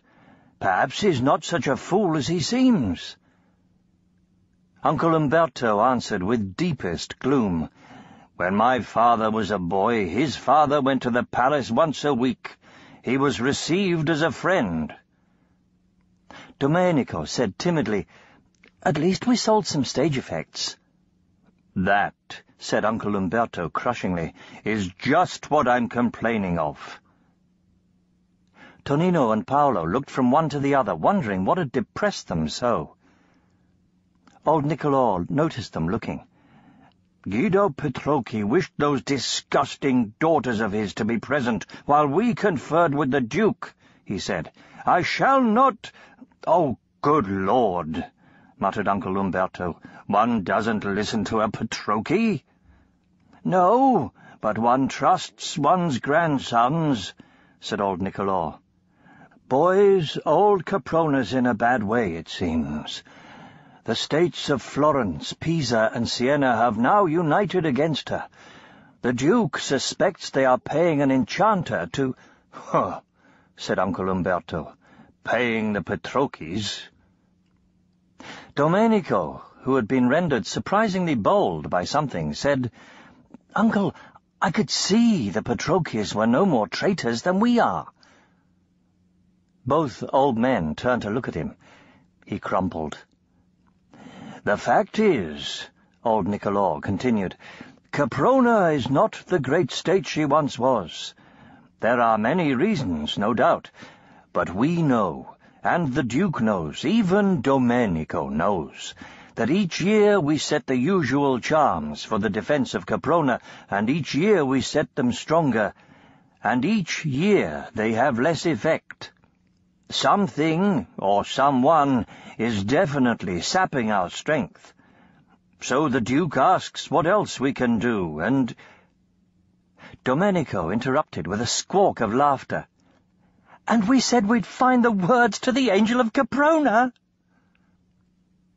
Paolo and Tonino expected Domenico to be crushed again, but the 2 old men simply looked gloomy. Their heads nodded mournfully. "But I don't understand," said Tonino. "The Angel of Caprona's got words. We sing them at school." "Hasn't your mother taught you?" old Nicolò began angrily. "Ah, no, I forgot. Your mother is English." "One more reason for careful marriages," Uncle Umberto said dismally. By this time, what with the rain ceaselessly pattering down as well, both boys were thoroughly depressed and alarmed. Domenico seemed to find them funny. He gave another squawk of laughter. "Be quiet," said old Nicolò. "This is the last time I take you where brandy is served. No, boys, the angel has not got the right words. The words you sing are a makeshift. Some people say that the glorious angel took the words back to heaven after the white devil was vanquished, leaving only the tune. Or the words have been lost since, but everyone knows that Caprona cannot be truly great until the words are found. In other words, Uncle Umberto said irritably, the angel of Caprona is a spell like any other spell, and without the proper words any spell is only at half force, even if it is of divine origin. He gathered up his gown as the coach jerked to a stop outside the university. And we, like idiots, have pledged ourselves to complete what God left unfinished, he said. The presumption of man. He climbed out of the coach, calling to old Nicolò, I'll look in every manuscript I can think of. There must be a clue somewhere. Oh, this confounded rain! The door slammed, and the coach jerked on again. Paolo asked, Have the Patrocchis said they'll find the words too? Old Nicolò's mouth bunched angrily. They have, and I should die of shame if they did it before we did. He stopped, as the coach lurched around the corner into the Corso. It lurched again and jerked. Sprays of water flew past the windows. Domenico leaned forward. Not driving so well, is he? Quiet, said old Nicolò, and Paolo bit his tongue in a whole succession of jerks. Something was wrong. The coach was not making the right noise. I can't hear the horse's hooves, Tonino said, puzzled. I thought that was it, old Nicolò snapped. It's the rain. He let down the window with a bang, bringing in a gust of watery wind, and regardless of faces staring up at him from under wet umbrellas, he leaned out and bellowed the words of a spell. And drive quickly, coachman! There, he said, as he pulled the window up again. That should get us home before the horses turn to pulp. What a blessing this didn't happen before Umberto got out. The noise of the horses' hooves sounded again, clopping over the cobbles of the Corso. It seemed that the new spell was working. But as they turned into the Via Cardinale, the noise changed to a spongy thump, and when they came to the Via Magica, the hooves made hardly a sound. And the lurching and jerking began again, worse than ever. As they turned to enter the gate of the Casa Montana, there came the most brutal jerk of all. The coach tipped forward, and there was a crash as the pole hit the cobbles. Paolo got his window open in time to see the limp paper figure of the coachman flop off the box into a puddle. Beyond him, 2 wet cardboard horses were draped over their traces. That spell, said old Nicolò, lasted for days in my grandfather's time. Do you mean it's that enchanter? Paolo asked. Is he spoiling all our spells? Old Nicolò stared at him, full-eyed like a baby about to burst into tears. No, lad, I fancy not. The truth is, the Casa Montana is in as bad a way as Caprona. The old virtue is fading. It has faded generation by generation, and now it is almost gone. I am ashamed that you should learn it like this. Let's get out, boys, and start dragging. It was a wretched humiliation. Since the rest of the family were all either asleep or at work on the old bridge, there was no one to help them pull the coach through the gate. And Domenico was no use. He confessed afterwards that he could not remember getting home. They left him asleep in the coach and dragged it in, just the 3 of them. Even Benvenuto, dashing through the rain, did not cheer Tonino much. One consolation, panted their grandfather, the rain. There is no one about to see old Nicolò dragging his own coach. Paolo and Tonino did not find much consolation in that. Now they understood the growing unease in the casa, and it was not pleasant. They understood why everyone was so anxious about the old bridge, and so delighted when, just before Christmas, it was mended at last. They understood, too, the worry about a husband for Rosa. As soon as the bridge was repaired, everyone went back to discussing that. And Paolo and Tonino knew why everyone agreed that the young man Rosa must choose must have, if he had nothing else, a strong talent for spells. "To improve the breed, you mean?"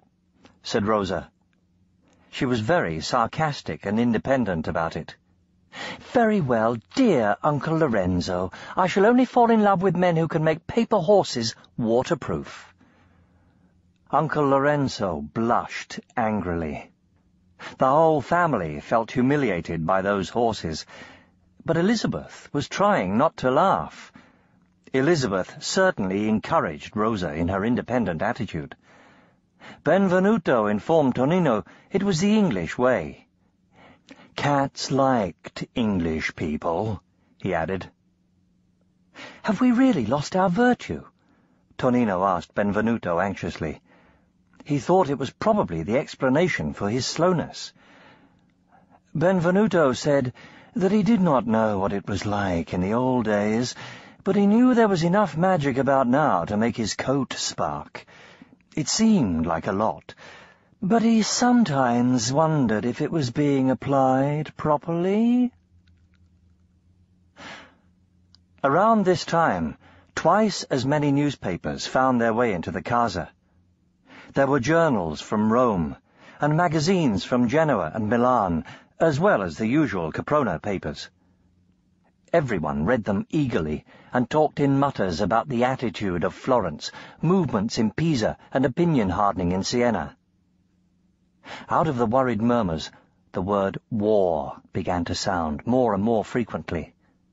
And instead of the usual Christmas songs, the only tune heard in the Casa Montana night and day was The Angel of Caprona. The tune was sung in bass, tenor, and soprano. It was played slowly on flutes, picked out on guitars, and lilted on violins. Every one of the Montanas lived in hope that he or she would be the person to find the true words. Rinaldo had a new idea. He procured a drum and sat on the edge of his bed beating out the rhythm until Aunt Francesca implored him to stop. And even that did not help. Not one of the Montanas could begin to set the right words to the tune. Antonio looked so worried that Paolo could scarcely bear to look at him. With so much worry about, it was hardly surprising that Paolo and Tonino looked forward daily to being invited to the Duke's pantomime. It was the one bright spot. But Antonio and Rinaldo went to the palace on foot to deliver the special effects, and came back without a word of invitation. Christmas came. The entire Montana family went to church in the beautiful marble-fronted church of Sant'Angelo, and behaved with great devotion. Usually it was only Aunt Anna and Aunt Maria who were notably religious, but now everyone felt they had something to pray for. It was only when the time came to sing The Angel of Caprona that the Montana devotion slackened. An absent-minded look came over their faces, from old Nicolò to the smallest cousin. They sang, "Merrily his music ringing, see an angel cometh singing, words of peace and comfort bringing, to Caprona's city fair. Victory that faileth never, friendship that no strife can sever, lasting strength and peace forever, for Caprona's city fair.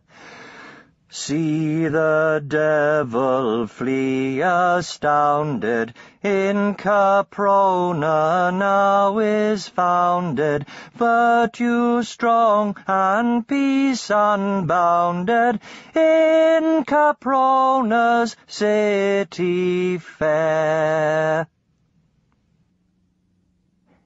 Every one of them was wondering what the real words were. They came home for the family celebrations, and there was still no word from the Duke. Then Christmas was over. New Year drew on, and passed too, and the boys were forced to realize that there would be no invitation after all. Each told himself he had known the Duke was like that. They did not speak of it to one another, but they were both bitterly disappointed. They were roused from their gloom by Lucia racing along the gallery, screaming, "Come and look at Rosa's young man!" "What?" said Antonio, raising his worried face from a book about the Angel of Caprona. "What? Nothing's decided yet?" Lucia leaped from foot to foot. She was pink with excitement. "Rosa's decided for herself. I knew she would. Come and see." Led by Lucia, Antonio, Paolo, Tonino, and Benvenuto raced along the gallery and down the stone stairs at the end. People and cats were streaming through the courtyard from all directions, hurrying to the room called the saloon, beyond the dining room. Rosa was standing near the windows, looking happy but defiant, with both hands clasped around the arm of an embarrassed-looking young man with ginger hair. A bright ring winked on Rosa's finger. Elizabeth was with them, looking as happy as Rosa and almost as defiant. When the young man saw the family streaming through the door and crowding towards him, his face became bright pink, and his hand went up to loosen his smart tie. But in spite of that, it was plain to everyone that underneath the young man was as happy as Rosa. And Rosa was so happy that she seemed to shine, like the angel over the gate. This made everyone stare, marvelling, which of course made the young man more embarrassed than ever. Old Nicolò cleared his throat. "Now look here," he said. Then he stopped. This was Antonio's business. He looked at Antonio. Paolo and Tonino noticed that their father looked at their mother first. Elizabeth's happy look seemed to reassure him a little. "Now, just who are you?" he said to the young man. "How did you meet my Rosa?" "He was one of the contractors on the old bridge, father," said Rosa. "And he has enormous natural talent, Antonio," said Elizabeth, "and a beautiful singing voice." All right, said Antonio. "Let the boy speak for himself, women." The young man swallowed, and helped the swallow down with a shake of his tie. His face was now very pale. "My name is Marco Andretti," he said, in a pleasant, if husky, voice. I think you met my brother at the bridge, sir. I was on the other shift.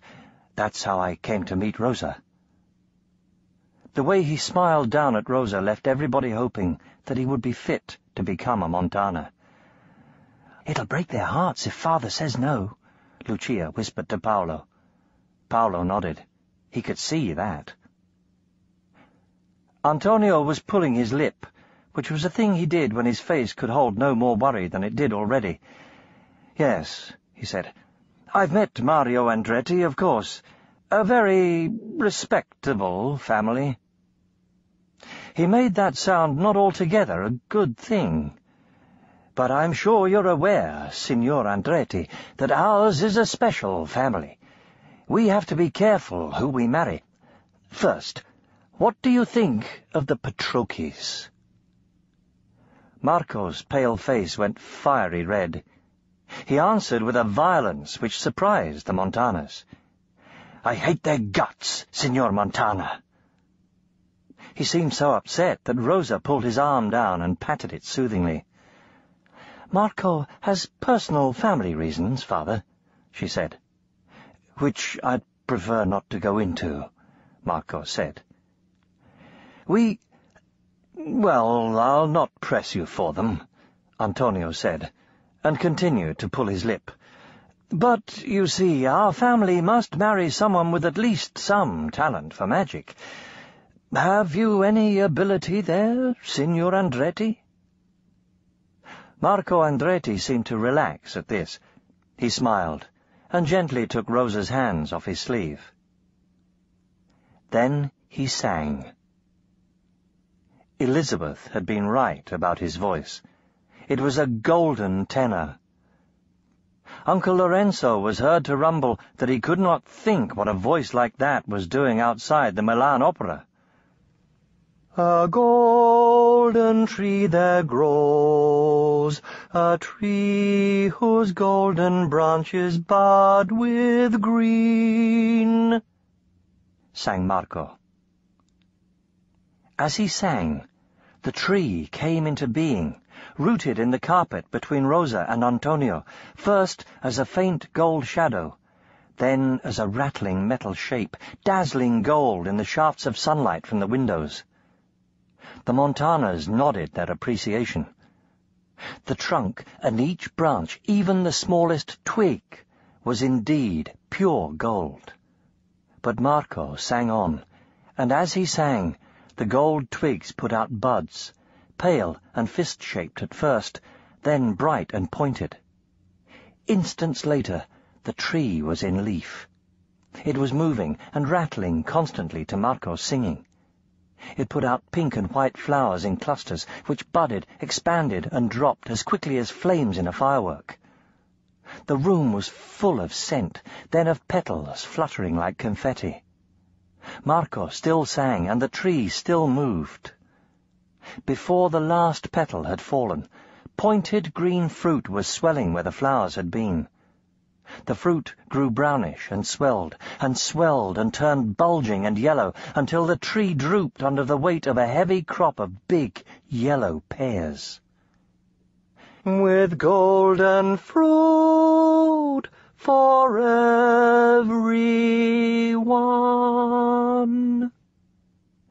Marco concluded. He put up a hand, picked one of the pears, and held it rather diffidently out to Antonio. There were murmurs of appreciation from the rest of the family. Antonio took the pear and sniffed it, and he smiled, to Marco's evident relief. "Good fruit," he said. "That was very elegantly done, Signor Andretti. But there is one more thing I must ask you. Would you agree to change your name to Montana? That is our custom, you see." "Yes, Rosa told me," said Marco. And this is a difficulty. My brother needs me in his firm, and he, too, wants to keep his family name. Would it be all right if I'm known as Montana when I'm here, and as Andretti when I'm at home with my brother?" "You mean you and Rosa wouldn't live here?" Antonio asked, astonished. "Not all the time, no," said Marco. From the way he said it, it was clear he was not going to change his mind. This was serious. Antonio looked at old Nicolò, and there were grave faces all around at the thought of the family being broken up. "I don't see why they shouldn't," said Elizabeth. "Well, my great-uncle did it," old Nicolò said. "But it was not a success. His wife ran off to Sicily with a greasy little warlock." "That doesn't mean I'm going to," Rosa said. The family wavered, with the tree gently rattling in their midst. Everyone loved Rosa. Marco was clearly nice. Nobody wanted to break their hearts. But this idea of living away from the casa... Aunt Francesca heaved herself forward, saying, "I side with Elizabeth. Our Rosa has found herself a nice boy with more talent and a better voice than I've seen outside our family for years. Let them get married." Antonio looked dreadfully worried at this, but he did not pull his lip. He seemed to be relaxing, ready to agree, when Rinaldo set the tree rattling furiously by pushing his way underneath it. "Just a moment. Aren't we all being a bit trustful? Who is this fellow, after all? Why haven't we come across him and his talents before?" Paolo hung his head and watched Rinaldo under his hair. This was Rinaldo in the mood he least admired. Rinaldo, loud and aggressive, with an unpleasant twist to his mouth. Rinaldo was still a little pale from the cut on his head, but this went rather well with the black clothes and the red brigand scarf. Rinaldo knew it did. He flung up his head with an air, and contemptuously brushed off a petal that had fallen on his black sleeve, and he looked at Marco, challenging him to answer. The way Marco looked back showed that he was quite ready to stand up to Rinaldo. "I've been at college in Rome until recently," he said, "if that's what you mean." Rinaldo swung round to face the family. "So he says," he said. "He's done a pretty trick for us, and said all the right things, but so would anyone in his place." He swung round on Marco. It was so dramatic that Tonino winced, and even Paolo felt a little unhappy. "I don't trust you," said Rinaldo. "I've seen your face before somewhere." "At the old bridge," said Marco. "No, not there. It was somewhere else," said Rinaldo. And this must be true, Tonino realized. Marco did have a familiar look. And Tonino could not have seen him at the old bridge, because Tonino had never been there. "Do you want me to fetch my brother or my priest to vouch for me?" asked Marco. "No," said Rinaldo rudely. "I want the truth." Marco took a deep breath. "I don't want to be unfriendly," he said. The arm Rosa was not holding bent, and so did the fist on the end of it. Rinaldo gave it a look as if he welcomed it, and swaggered a step nearer. "Please," Rosa said uselessly.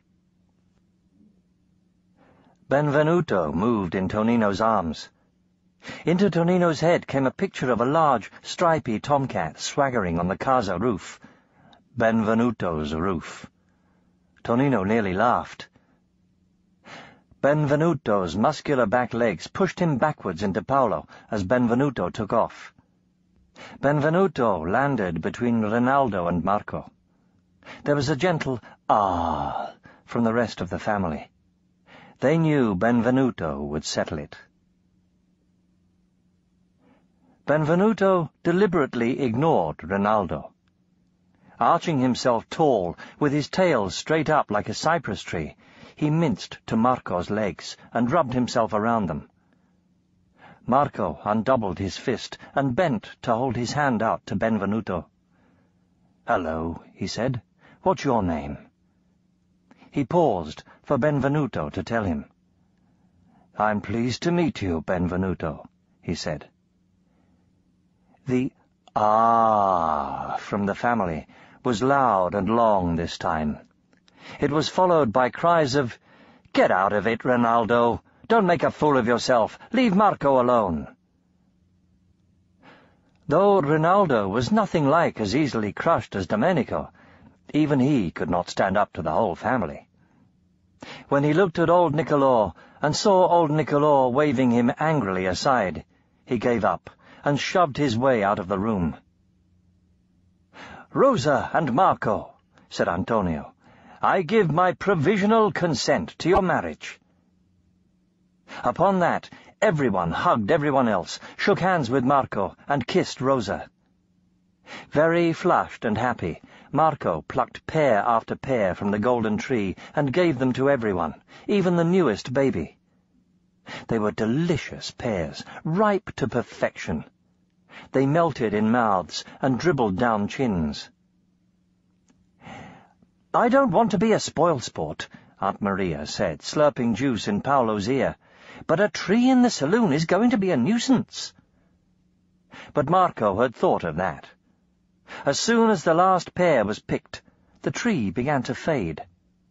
Soon it was a clattering golden glitter, a vanishing shadow tree. And then it was not there at all. Everyone applauded. Aunt Gina and Aunt Anna fetched bottles of wine and glasses, and the Casa drank to the health of Rosa and Marco. "Thank goodness," Tonino heard Elizabeth say. "I was so nervous for her." On the other side of Elizabeth, old Niccolò was telling Uncle Lorenzo that Marco was a real acquisition, because he could understand cats. Tonino felt a little wistful at this. He went outside into the chilly yard. As he had expected, Benvenuto was now curled up in the sunny patch on the gallery steps. He undulated his tail in annoyance at Tonino. He had just settled down for a sleep. "But Marco could not understand cats," Benvenuto said irritably. He knew Benvenuto's name because Rosa had told him, but he had no idea what Benvenuto had actually said to him. Benvenuto had told him that he and Rinaldo would get thoroughly scratched if they started a fight in the Casa. Neither of them was boss cat here. Now, if Tonino would go away, a cat could get some sleep. This was a great relief to Tonino. He now felt free to like Marco as much as Paolo did. Marco was fun. He was never in the Casa for very long, because he and his brother were building a villa out beyond the new bridge, but he was one of the few people Tonino laid down his book to talk to. And that, Lucia told Rosa, was a compliment indeed. Rosa and Marco were to be married in the spring. They laughed about it constantly as they swept in and out of the Casa together. Antonio and Uncle Lorenzo walked out to the villa where Mario Andretti lived and arranged it all. Mario Andretti came to the Casa to settle the details. He was a large, fat man who drove a shrewd bargain, Aunt Francesca said, and quite different from Marco. The most notable thing about him was the long white motor car he came in. Old Niccolò looked at that car reflectively. "It smells," he said, "but it looks more reliable than a cardboard horse." He sighed. He still felt deeply humiliated. All the same, after Mario Andretti had driven away, Tonino was very interested to be sent out to the post with 2 letters. One was addressed to Ferrari, the other to Rolls-Royce in England. In the normal way, the talk in the Casa would have been all about that car and those 2 letters. But they passed unnoticed in the anxious murmurs about Florence, Siena, and Pisa. The only topic able to drown out the talk of war was Rosa's wedding dress. Should it be long or short, with a train or not, and what kind of veil? Rosa was quite as independent about that as she had been over Marco. "I suppose I have no say in it at all," she said. "I shall have it knee-length one side and a train 10 feet long on the other, I think, and no veil, just a black mask." This thoroughly offended Aunt Maria and Aunt Gina, who were the chief arguers. What with the noise they made and the twanging the other side of the room, where Antonio had roped Marco in to help find the words to the angel, Tonino was unable to concentrate on his book. He took it along the gallery to the library, hoping for peace there. But Rinaldo was leaning on the gallery rail outside the library, looking remarkably sinister, and he stopped Tonino. "That Marco," he said. "I wish I could remember where I saw him. I've seen him in the art gallery with Rosa, but it wasn't there. I know it was somewhere much more damaging than that." Tonino had no doubt that Rinaldo knew all sorts of damaging places. He took his book into the library, hoping that Rinaldo would not remember the place, and settled down in the chilly mustiness to read. The next moment, Benvenuto landed on his book with a thump. "Oh, get off," said Tonino. "I start school tomorrow, and I want to finish this first." "No," said Benvenuto. "Tonino was to go to old Niccolò at once." A flurry of scripts, spells, yellow parchment rolls, and then a row of huge red books passed behind Tonino's eyes. It was followed by a storm of enormous images. Giants were running, banging, smoking, and burning, and they all wore red and gold. But not yet. They were preparing to fight, marching in great, huge boots. Benvenuto was so urgent that it took all Tonino's skill to sort out what he meant. "All right," said Tonino, "I'll tell him." He got up and pelted round the gallery, past Rinaldo, who said, "What's the hurry?" to old Niccolò's quarters. Old Niccolò was just coming out. "Please," said Tonino, "Benvenuto says to get out the war spells. The Duke is calling up the reserves." Old Niccolò stood so very quiet and wide-eyed that Tonino thought he did not believe it. Old Niccolò was feeling for the door-frame. He seemed to think it was missing. "You did hear me, did you?" Tonino asked. "Yes," said old Niccolò. "Yes, I heard. It's just so soon, so sudden. I wish the Duke had warned us. So war is coming. Pray God our strength is still enough."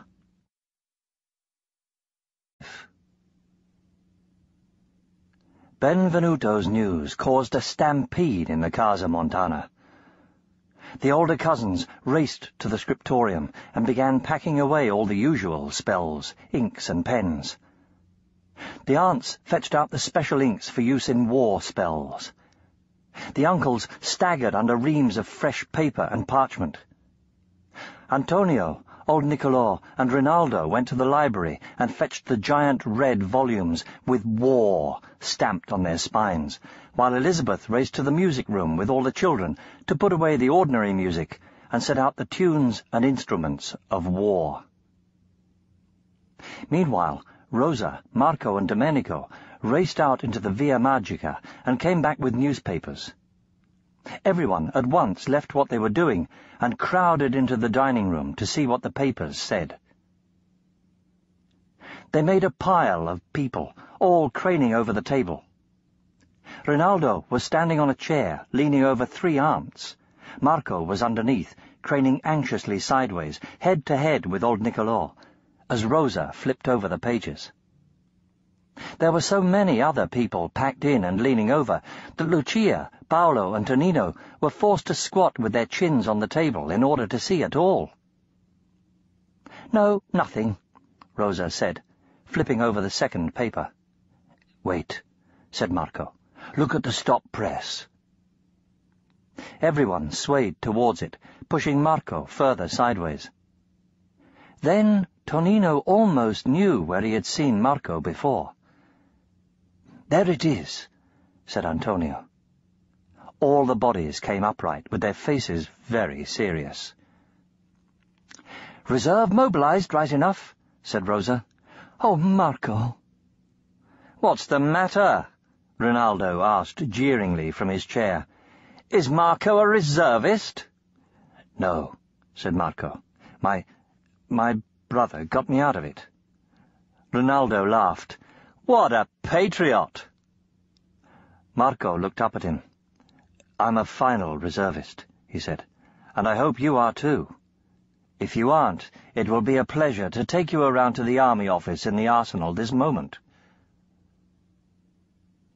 The two glared at one another. Once again there were shouts to Rinaldo to stop making a fool of himself. Sulkily, Rinaldo climbed down and stalked out. "Rinaldo is a final reservist," Paolo assured Marco. "I thought he must be," Marco said. "Look, I must go. I must tell my brother. Rosa, I'll see you tomorrow if I can." When Tonino fell asleep that night, the room next door to him was full of people talking of war and the Angel of Caprona, with occasional digressions about Rosa's wedding dress. Tonino's head was so full of these things that he was quite surprised when he went to school not to hear them talked of there. But no one seemed to have noticed there might be a war. True, some of the teachers looked grave, but that might have been just their natural feelings at the start of a new term. Consequently, Tonino came home that afternoon thinking that maybe things were not so bad after all. As usual, Benvenuto leaped off the water butt and sprang into his arms. Tonino was rubbing his face against Benvenuto's nearest ragged ear when he heard a carriage draw up behind him. Benvenuto promptly squirmed out of Tonino's arms. Tonino, very surprised, looked around to find him trotting gently and politely with his tail well up towards a tall man who was just coming in through the casa gate. Benvenuto stood, his brush of tail waving slightly at the tip, his hind legs canted slightly apart under his fluffy drawers, staring gravely at the tall man. Tonino thought peevishly that, from behind, Benvenuto often looked pretty silly. The man looked almost as bad.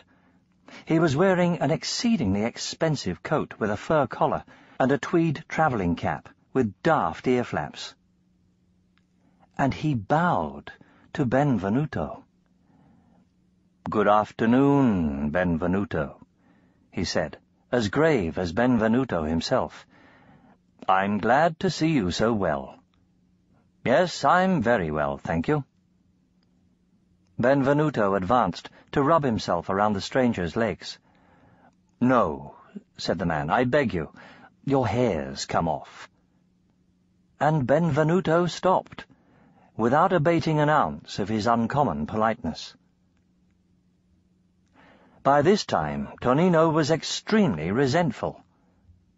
This was the first time for years that Benvenuto had behaved as if anyone mattered more than Tonino. He raised his eyes accusingly to the strangers. He met eyes even darker than his own, which seemed to spill brilliance over the rest of the man's smooth, dark face. They gave Tonino a jolt, worse than the time the horses turned back to cardboard. He knew, beyond a shadow of doubt, that he was looking at a powerful enchanter. "How do you do?" said the man. "No, despite your accusing glare, young man, I have never been able to understand cats, or not more than in the most general way. I wonder if you would be kind enough to translate for me what Benvenuto is saying." Tonino listened to Benvenuto. "He says he's very pleased to see you again, and welcome to the Casa Montana, sir." The "sir" was from Benvenuto, not Tonino. Tonino was not sure he cared for strange enchanters who walked into the casa and took up Benvenuto's attention. "Thank you, Benvenuto," said the enchanter. "I'm very pleased to be back, though, frankly, I've seldom had such a difficult journey. Did you know your borders with Florence and Pisa were closed?" he asked Tonino. "I had to come in by sea from Genoa in the end." "Did you?" Tonino said, wondering if the man thought it was his fault. "Where did you come from, then?" "Oh, England," said the man. Tonino warmed to that. This, then, could not be the enchanter the Duke had talked about. Or could he? Tonino was not sure how far away enchanters could work from. "Makes you feel better?" asked the man. "Mother's English," Tonino admitted, feeling he was giving altogether too much away. "Ah," said the enchanter, "now I know who you are. You're Antonio the Younger, aren't you? You were a baby when I saw you last, Tonino." Since there is no reply to that kind of remark, Tonino was glad to see old Niccolò hastening across the yard, followed by Aunt Francesca and Uncle Lorenzo, with Antonio and several more of the family hurrying behind them. They closed round the enchanter, leaving Tonino and Benvenuto beyond by the gate. "Yes, I've just come from the Casa Petrocchi," Tonino heard the stranger say. To his surprise, everyone accepted it, as if it were the most natural thing for the stranger to have done, as natural as the way he took off his ridiculous English hat to Aunt Francesca. "But you'll stay the night with us," said Aunt Francesca. "If it's not too much trouble," the stranger said. In the distance, as if they already knew, as they unquestionably did in a place like the Casa Montana, Aunt Maria and Aunt Anna went clambering up the gallery steps to prepare the guest room above. Aunt Gina emerged from the kitchen, held her hands up to heaven, and dashed indoors again. Thoughtfully, Tonino gathered up Benvenuto and asked exactly who this stranger was. "Chrestomanci, of course," he was told. "The most powerful enchanter in the world." "Is he the one who's spoiling our spells?" Tonino asked suspiciously. "Chrestomanci," he was told, impatiently, because Benvenuto evidently thought Tonino was being very stupid, "is always on our side." Tonino looked at the stranger again, or rather at his smooth, dark head sticking out from among the shorter Montanas, and understood that Chrestomanci's coming meant there was a crisis indeed. The stranger must have said something about him. Tonino found them all looking at him, his family smiling lovingly. He smiled back shyly. "Oh, he's a good boy," said Aunt Francesca. Then they all surged, talking across the yard. "What makes it particularly difficult," Tonino heard Chrestomanci saying, "is that I am, first and foremost, an employee of the British government, and Britain is keeping out of Italian affairs. But luckily I have a fairly wide brief." Almost at once, Aunt Gina shot out of the kitchen again. She had cancelled the ordinary supper and started on a new one in honour of Chrestomanci. 6 people were sent out at once for cakes and fruit, and 2 more for lettuce and cheese. Paolo, Corina, and Lucia were caught as they came in chatting from school and told to go at once to the butcher's. But at this point, Rinaldo erupted furiously from the scriptorium. "What do you mean, sending all the kids off like this?" he bawled from the gallery. "We're up to our ears in war spells here. I need copiers." Aunt Gina put her hands on her hips and bawled back at him, "And I need steak. Don't you stand up there cheeking me, Rinaldo Montana. English people always eat steak, so steak I must have." "Then cut pieces off the cats," screamed Rinaldo. "I need Corina and Lucia up here." "I tell you they are going to run after me for once," yelled Aunt Gina. "Dear me," said Chrestomanci, wandering into the yard. "What a very Italian scene.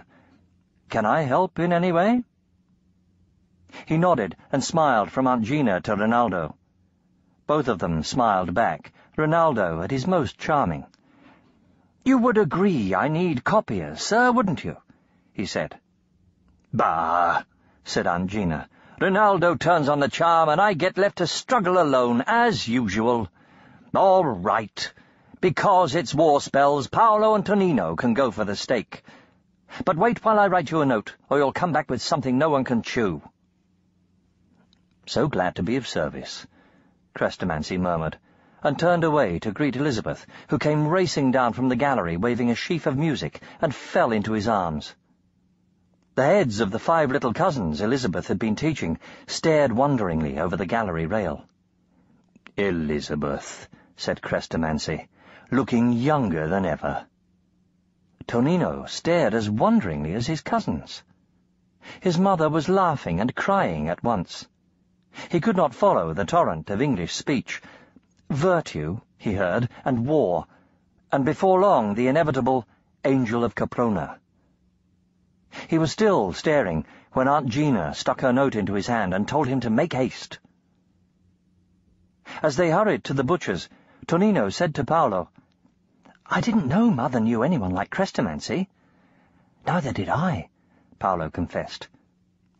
He was only a year older than Tonino, after all, and it seemed that Chrestomanci had last been in Caprona a very long time ago. "Perhaps he's come to find the words to the angel," Paolo suggested. "I hope so. I don't want Rinaldo to have to go away and fight." "Or Marco," Tonino agreed. "Or Carlo, or Luigi, or even Domenico." Because of Aunt Gina's note, the butcher treated them with great respect. "Tell her this is the last good steak she'll see if war is declared," he said, and he passed them each a heavy, squashy pink armload.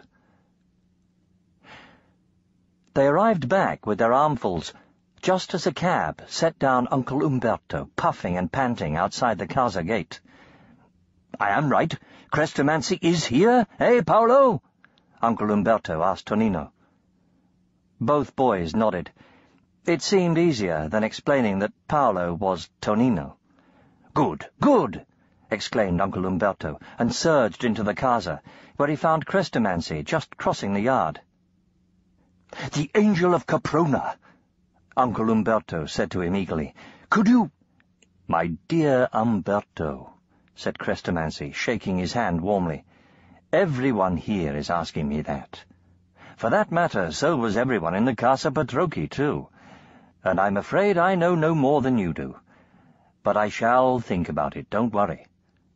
"If you could find just a line to get us started," Uncle Umberto said pleadingly. "I will do my best," Chrestomanci was saying, when, with a great clattering of heels, Rosa shot past. From the look on her face, she had seen Marco arriving. "I promise you that," Chrestomanci said, as his head turned to see what Rosa was running for. Marco came through the gate and stopped so dead, staring at Chrestomanci, that Rosa charged into him and nearly knocked him over. Marco staggered a bit, put his arms round Rosa, and went on, staring at Chrestomanci. Tonino found himself holding his breath. Rinaldo was right. There was something about Marco. Chrestomanci knew it, and Marco knew he knew. From the look on Marco's face, he expected Chrestomanci to say what it was. Chrestomanci indeed opened his mouth to say something, but he shut it again and pursed his lips in a sort of whistle instead.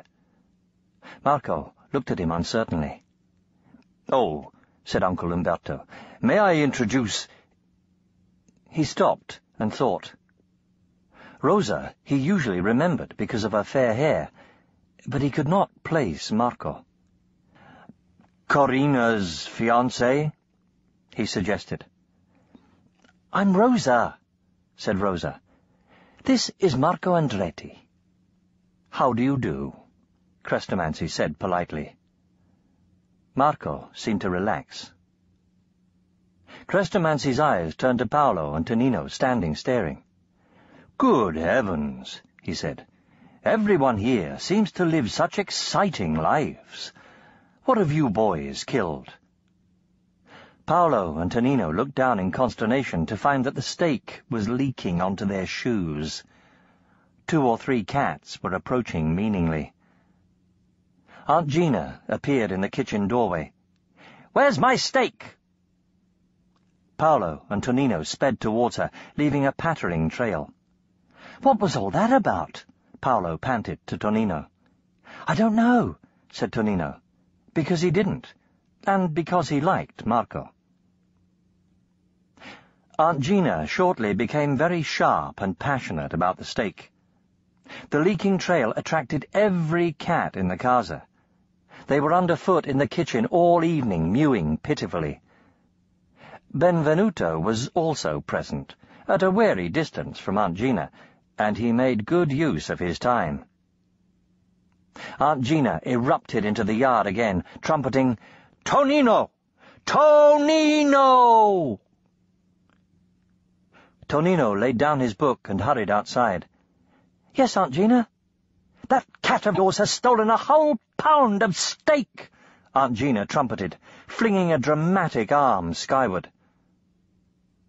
Tonino looked, and there, sure enough, Benvenuto was, crouched on the pantiles of the roof, with one paw holding down quite a large lump of meat. "Oh dear," he said. I don't think I can make him give it back, Aunt Gina. I don't want it back. Look where it's been, screamed Aunt Gina. Tell him from me that I shall wring his evil neck if he comes near me again. My goodness, you do seem to be at the centre of everything, Chrestomanci remarked, appearing beside Tonino in the yard. Are you always in such demand? I shall have hysterics, declared Aunt Gina, and no one will get any supper. Elizabeth and Aunt Maria and cousins Claudia and Teresa immediately came to her assistance and led her tenderly back indoors. "Thank the Lord," said Chrestomanci. "I'm not sure I could stand hysterics and starvation at once." "How did you know I was an enchanter, Tonino? From Benvenuto?" "No, I just knew when I looked at you," said Tonino. "I see," said Chrestomanci. "This is interesting. Most people find it impossible to tell. It makes me wonder if old Niccolo is right when he talks of the virtue leaving your house. Would you be able to tell another enchanter when you looked at him, do you think?" Tonino screwed up his face and wondered. "I might. It's the eyes. You mean, would I know the enchanter who's spoiling our spells?" "I think I mean that," said Chrestomanci. "I'm beginning to believe there is someone. I'm sure, at least, that the spells on the old bridge were deliberately broken. Would it interfere with your plans too much if I asked your grandfather to take you with him whenever he has to meet strangers?" "I haven't got any plans," said Tonino. Then he thought, and he laughed. "I think you make jokes all the time." "I aim to please," Chrestomanci said. However, when Tonino next saw Chrestomanci, it was at supper, which was magnificent despite Benvenuto and the hysterics, and Chrestomanci was very serious indeed. "My dear Niccolo," he said, "my mission has to concern the misuse of magic, not the balance of power in Italy. There would be no end of trouble if I was caught trying to stop a war." Old Niccolo had his look of a baby about to cry. Aunt Francesca said, "We're not asking this personally." "But, my dear," said Chrestomanci, "don't you see that I can only do something like this as a personal matter? Please ask me personally. I shan't let the strict terms of my mission interfere with what I owe my friends." He smiled then, and his eyes swept around everyone gathered at the great table, very affectionately. He did not seem to exclude Marco. "So," he said, "I think my best plan for the moment is to go on to Rome. I know certain quarters there where I can get impartial information, which should enable me to pin down this enchanter. At the moment all we know is that he exists. If I'm lucky, I can prove whether Florence or Siena or Pisa is paying him, in which case they and he can be indicted at the Court of Europe. And if, while I'm at it, I can get Rome or Naples to move on Caprona's behalf, be very sure I shall do it." "Thank you," said old Niccolo. For the rest of supper, they discussed how Chrestomanci could best get to Rome. He would have to go by sea.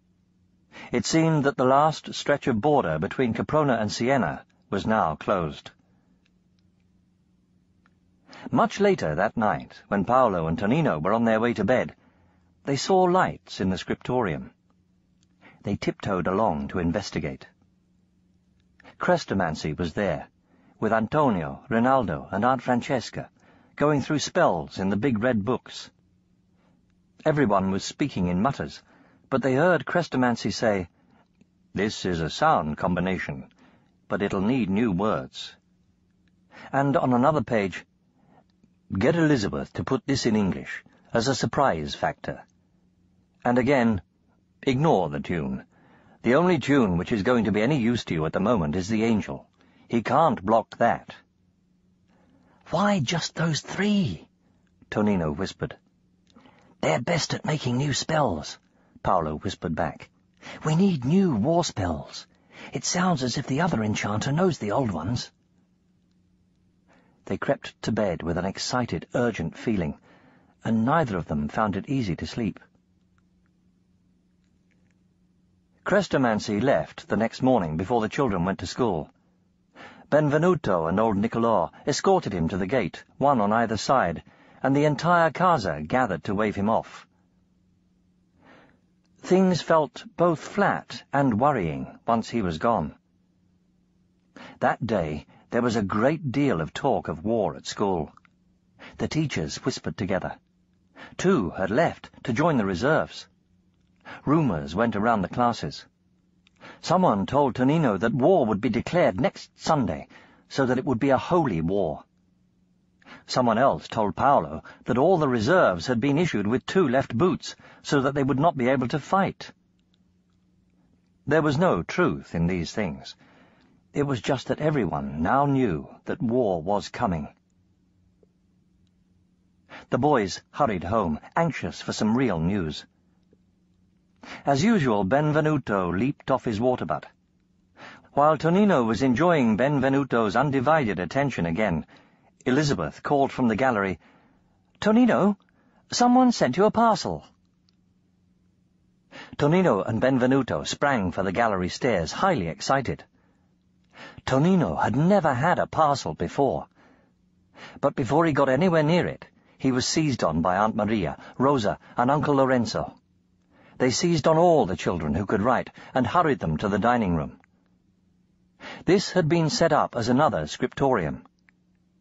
By each chair was a special pen, a bottle of red war ink, and a pile of strips of paper. There the children were kept busy fully 2 hours, copying the same war charm again and again. Tonino had never been so frustrated in his life. He did not even know what shape his parcel was. He was not the only one to feel frustrated. "Oh, why?" complained Lucia, Paolo, and young cousin Lena. "I know," said Aunt Maria. "Like school again. Start writing." "It's exploiting children, that's what we're doing," Rosa said cheerfully. "There are probably laws against it, so do complain." "Don't worry, I will," said Lucia. "I am doing." "As long as you write while you grumble," said Rosa. "It's a new spell script for the army," Uncle Lorenzo explained. "It's very urgent." "It's hard. It's all new words," Paolo grumbled. "Your father made it last night," said Aunt Maria. "Get writing. We'll be watching for mistakes."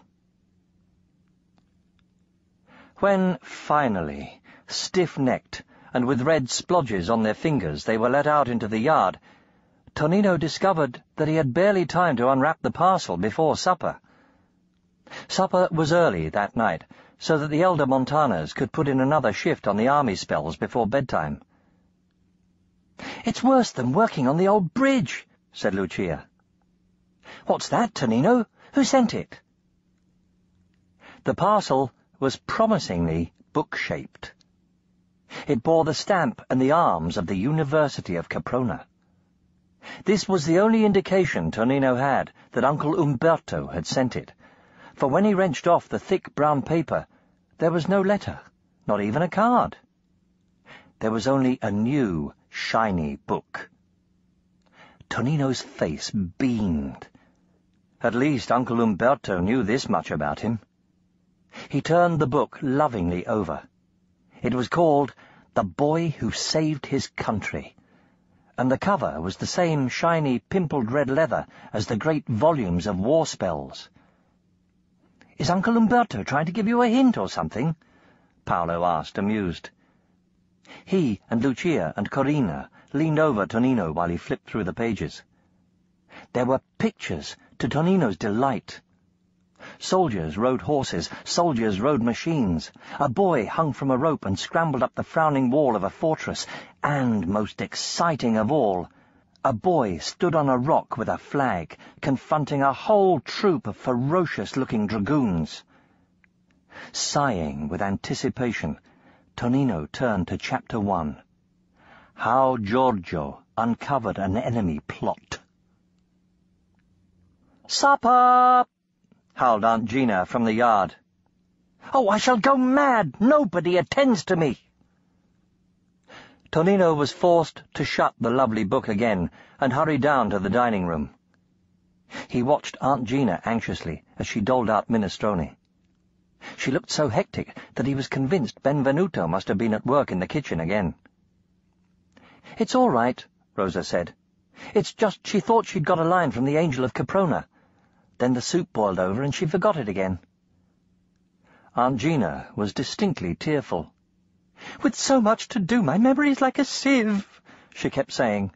"Now I've let you all down." "Of course you haven't, Gina, my dear," said old Nicolò. "This is nothing to worry about. It will come back to you."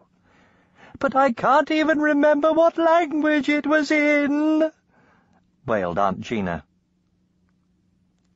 Everyone tried to console her.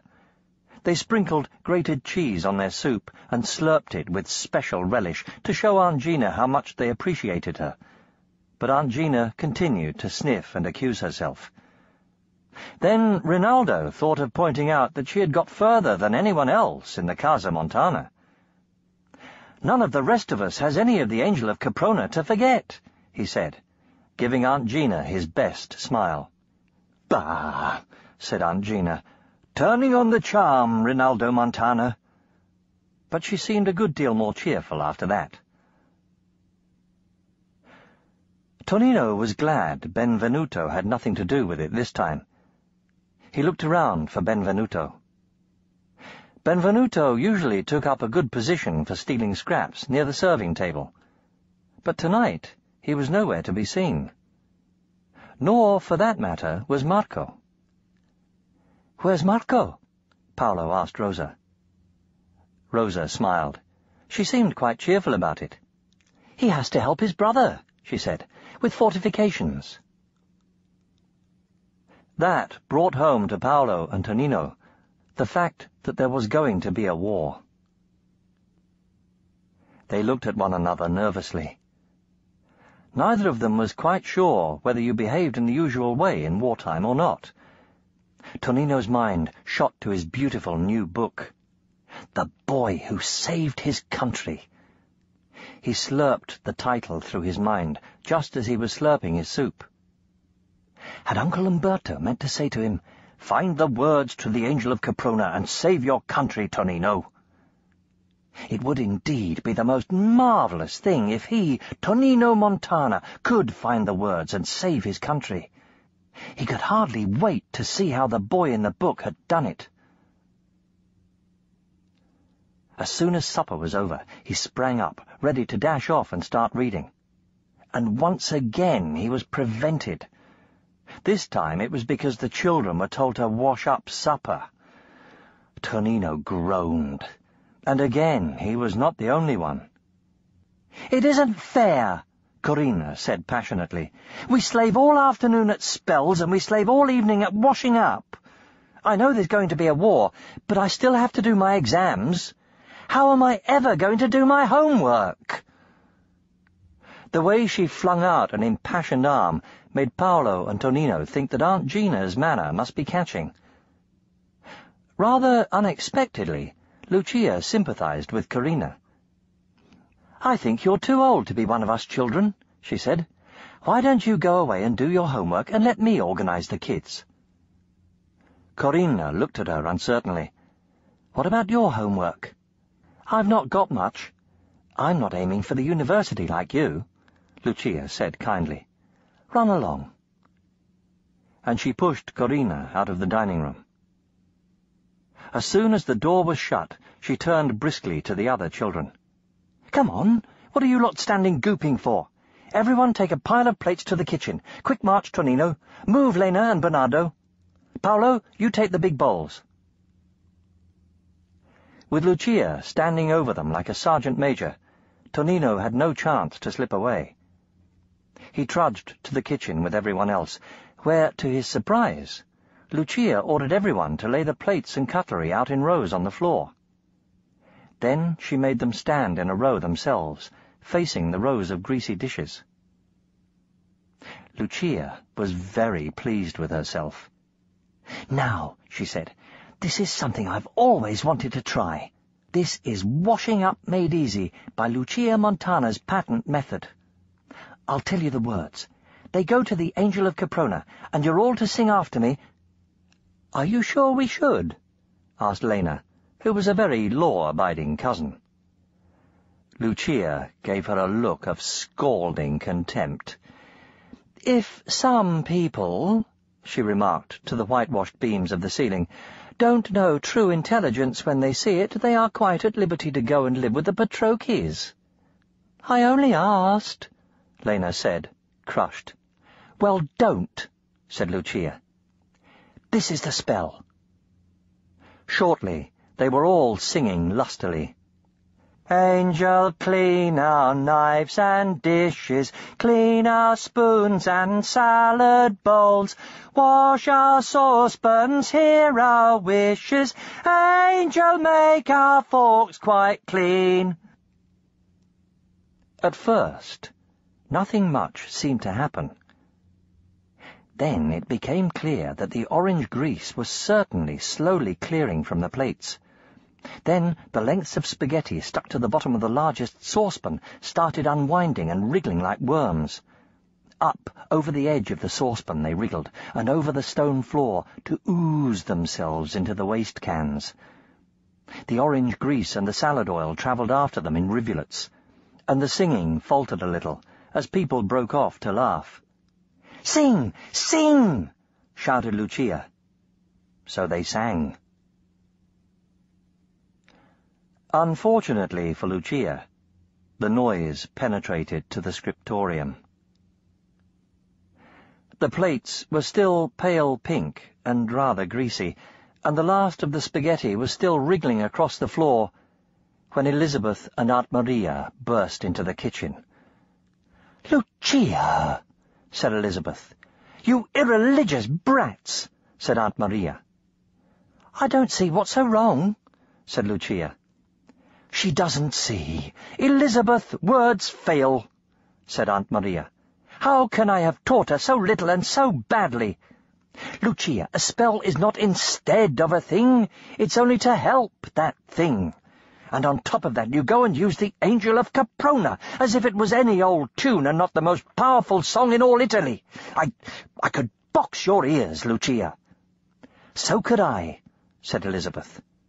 "Don't you understand? We need all our virtue, the whole combined strength of the Casa Montana to put into the war charms. And here you go frittering it away in the kitchen." "Put those plates in the sink, Paolo," ordered Aunt Maria. "Tonino, pick up those saucepans. The rest of you pick up the cutlery. And now you'll wash them properly." Very chastened, everyone obeyed. Lucia was angry as well as chastened. When Lena whispered, "I told you so," Lucia broke a plate and jumped on the pieces. "Lucia!" snapped Aunt Maria, glaring at her. It was the first time any of the children had seen her look likely to slap someone. "Well, how was I to know?" Lucia stormed. "Nobody ever explained. Nobody told me spells were like that." "Yes, but you knew perfectly well you were doing something you shouldn't," Elizabeth told her, "even if you didn't know why. The rest of you stop sniggering. Lena, you can learn from this too." All through doing the washing up properly, which took nearly an hour, Tonino was saying to himself, "And then I can read my book at last." When it was finally done, he sped out into the yard. And there was old Niccolò, hurrying down the steps to meet him in the dark. "Tonino, may I have Benvenuto for a while, please?" But Benvenuto was still not to be found.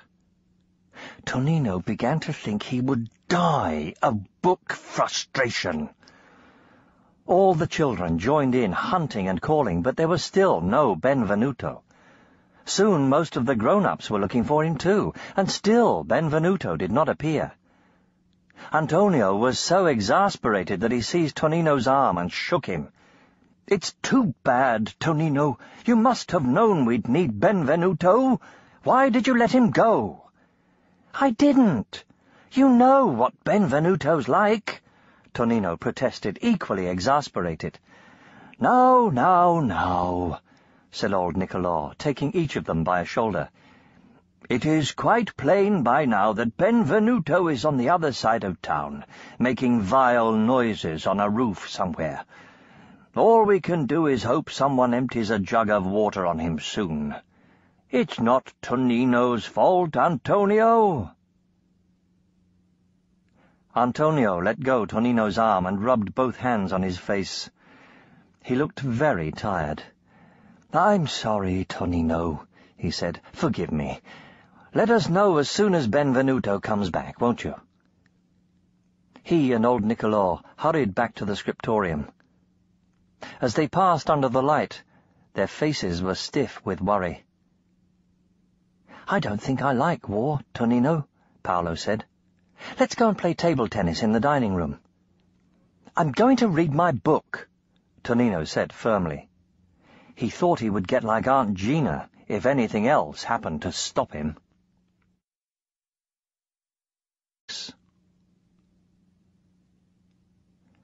Tonino read half the night.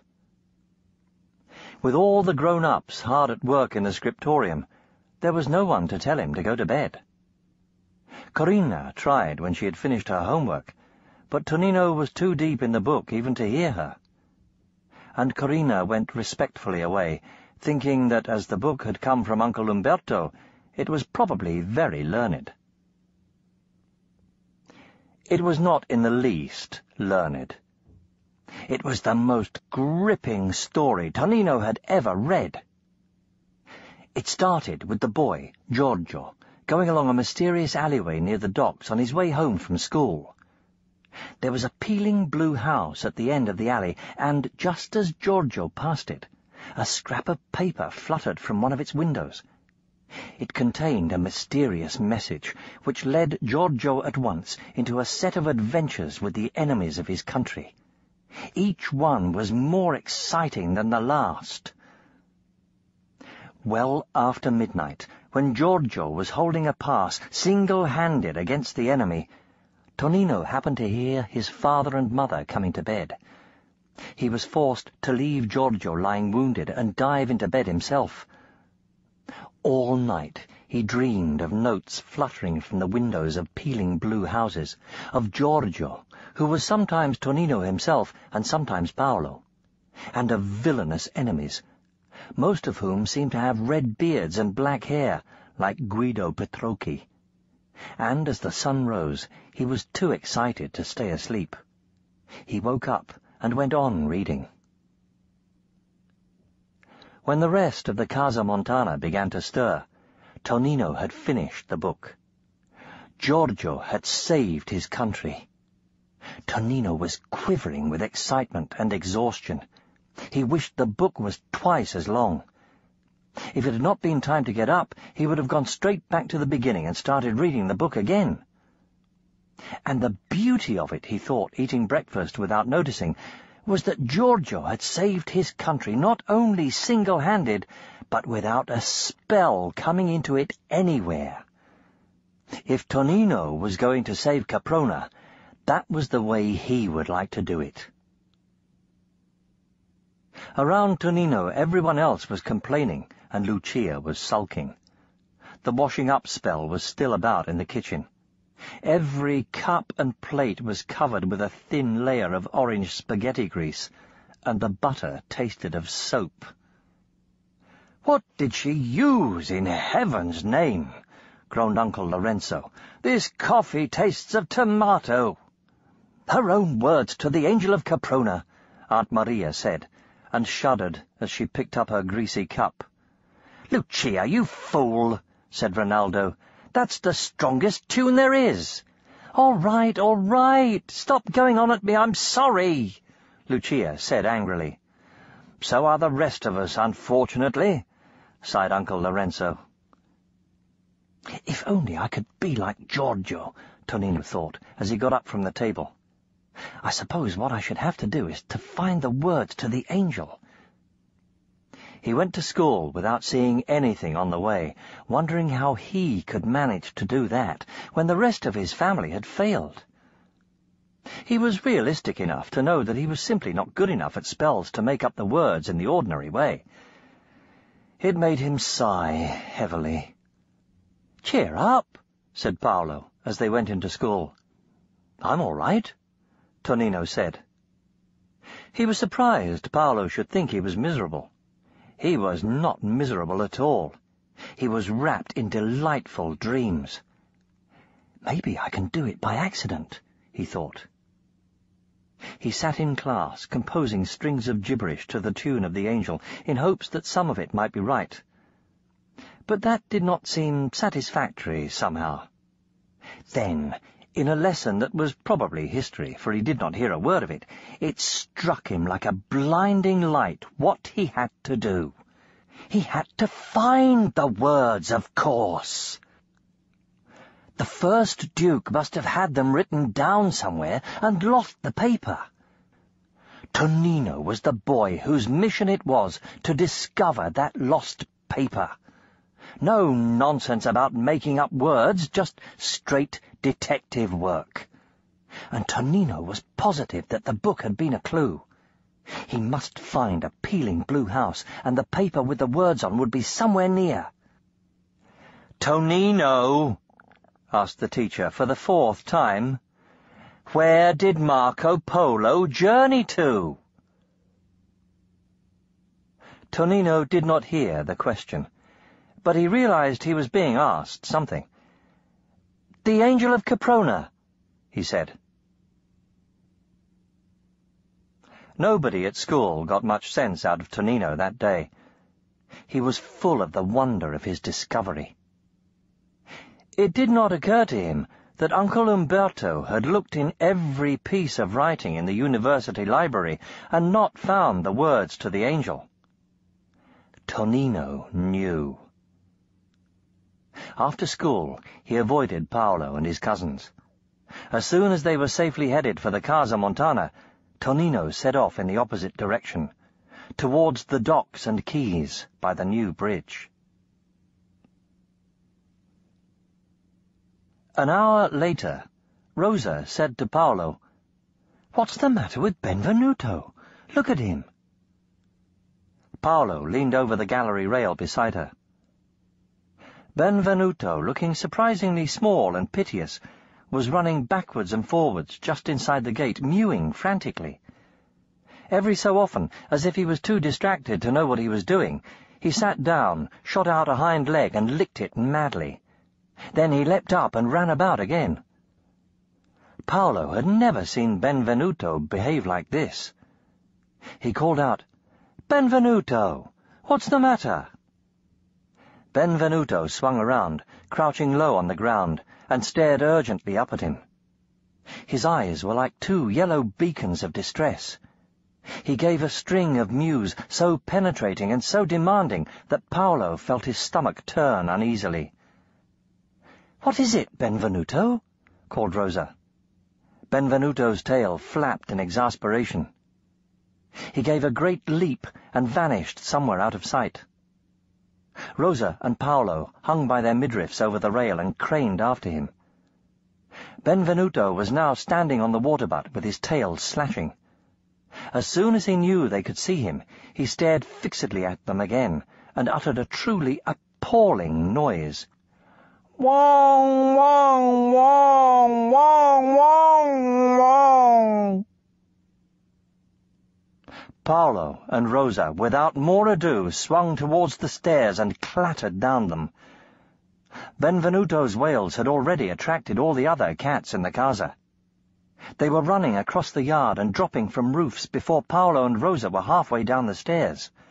They were forced to step carefully to the water butt among smooth, furry bodies and staring, anxious, green or yellow eyes. "Meow, wow," Benvenuto said peremptorily when they reached him. He was thinner and browner than Paolo had ever seen him. There was a new rent in his left ear, and his coat was in ragged spikes. He looked truly wretched.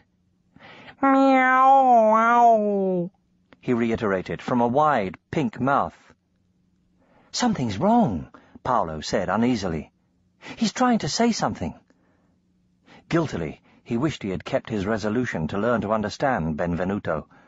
But when Tonino could do it so easily, it had never been worth the bother. Now here was Benvenuto with an urgent message, perhaps word from Chrestomanci, and he could not understand it. "We'd better get Tonino," he said. Benvenuto's tail slashed again.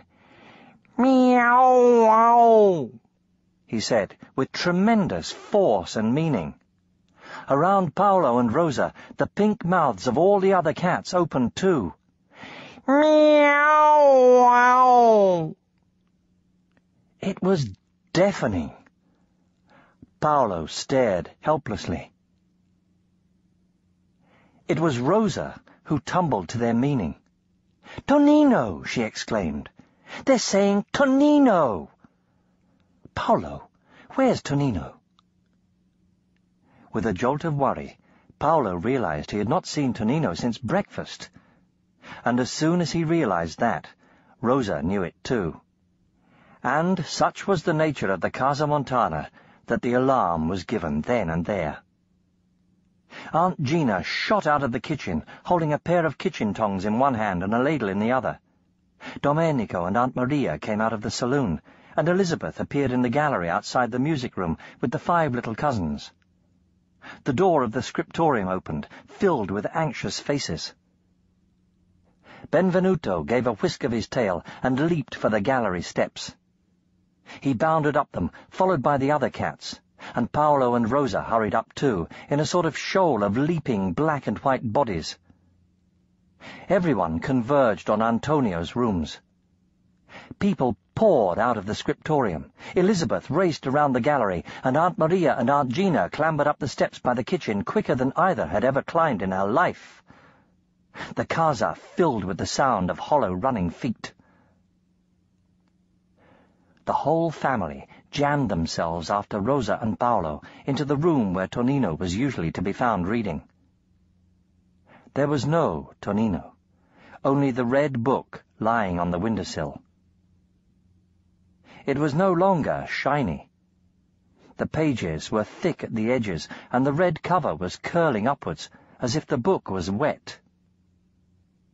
Benvenuto, with his jagged brown coat up in a ridge along his back, and his tail fluffed like a fox's brush, landed on the sill beside the book and rashly put his nose forward to sniff at it. He leaped back again, shaking his head, crouching and growling like a dog. Smoke poured up from the book. People coughed, and cats sneezed. The book curled and writhed on the sill, amid clouds of smoke, exactly as if it were on fire. But instead of turning black, it turned pale grey-blue where it smoked, and looked slimy. The room filled with a smell of rotting. "Ugh!" said everybody. Old Niccolò barged members of his family right and left to get near it. He stood over it and sang in a strong tenor voice almost as good as Marco's 3 strange words. He sang them twice before he had to break off, coughing. "Sing!" he croaked, with tears pouring down his face. "All of you!" All the Montanas obediently broke into song, 3 long notes in unison. And again, and again. After that, quite a number of them had to cough, though the smoke was distinctly less. Old Niccolò recovered and waved his arms like the conductor of a choir. All who could sang once more. It took 10 repetitions to halt the decay of the book. By that time it was a shriveled triangle, about half the size it had been. Gingerly, Antonio leaned over and opened the window beyond it to let out the last of the smoke. "What was it?" he asked old Niccolò. "Someone trying to suffocate us all?" "I thought it came from Umberto," Elizabeth faltered. "I never would have—" Old Niccolò shook his head. "This thing never came from Umberto. and I don't think it was meant to kill. Let's see what kind of spell it is." He snapped his fingers and held out a hand, rather like a surgeon performing an operation. Without needing to be told, Aunt Gina put her kitchen tongs into his hand. Carefully, gently, old Niccolo used the tongs to open the cover of the book. "A good pair of tongs ruined," Aunt Gina said. "Shh," said old Niccolo. The shriveled pages of the book had stuck into a gummy block. He snapped his fingers and held out his hand again. This time, Rinaldo put the pen he was carrying in it. "And a good pen," he said, with a grimace at Aunt Gina. With the pen, as well as the tongs, old Niccolo was able to pry the pages of the book apart without touching them and peel them over one by one. Chins rested on both Paolo's shoulders as everyone craned to see, and there were chins on the shoulders of those with the chins. There was no sound, but the sound of breathing. On nearly every page, the printing had melted away, leaving a slimy, leathery surface quite unlike paper, with only a mark or so left in the middle. Old Niccolo looked closely at each mark and grunted. He grunted again at the first picture, which had faded like the print, but left a clearer mark. After that, though there was no print on any of the pages, the remaining mark was steadily clearer, up to the centre of the book, when it began to become more faded again, until the mark was barely visible on the back page. Old Niccolo laid down the pen and the tongs in terrible silence. "Right through," he said at length. People shifted, and someone coughed, but nobody said anything. "I do not know," said old Niccolo, "the substance this object is made of, but I know a calling charm when I see one. Tonino must have been like one hypnotized, if he had read all this." "He was a bit strange at breakfast," Paolo whispered. "I am sure he was," said his grandfather. He looked reflectively at the shriveled stump of the book, and then around at the crowded faces of his family. "Now who," he asked softly, "would want to set a strong calling charm on Tonino Montana? Who would be mean enough to pick on a child? Who would—" He turned suddenly on Benvenuto, crouched beside the book, and Benvenuto cowered right down, quivering, with his ragged ears flat against his flat head. "Where were you last night, Benvenuto?" he asked, more softly still. No one understood the reply Benvenuto gave as he cowered, but everyone knew the answer.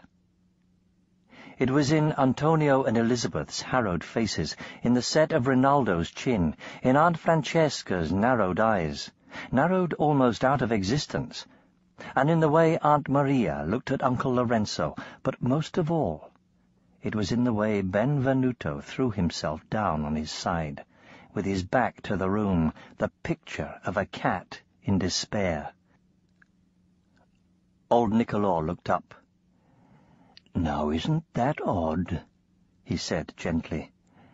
"Benvenuto spent last night chasing a white she-cat over the roofs of the Casa Petrocchi." He paused to let that sink in.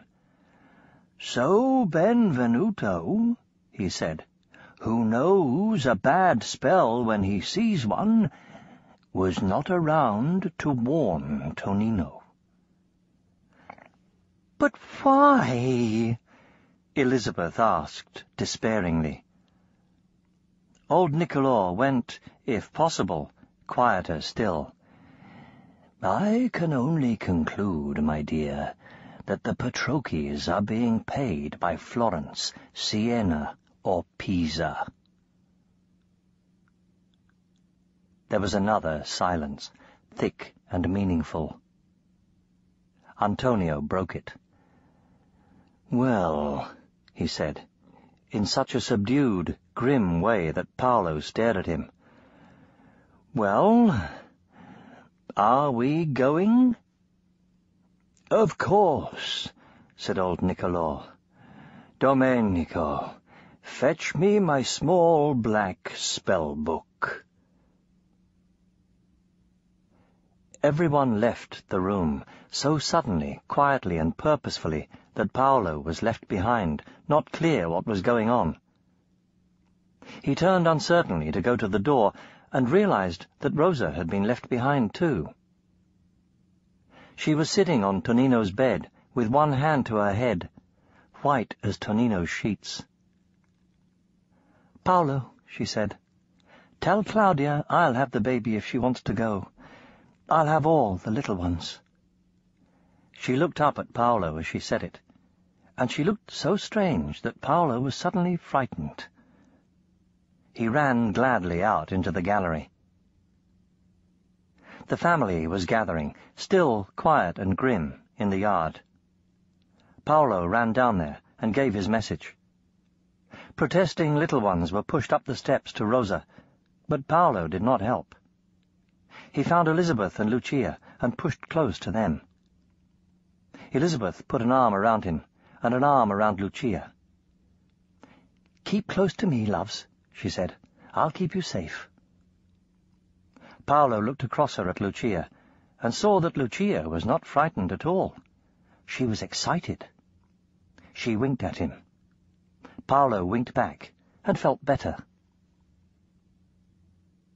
A minute later, old Niccolò took his place at the head of the family, and they all hurried to the gate.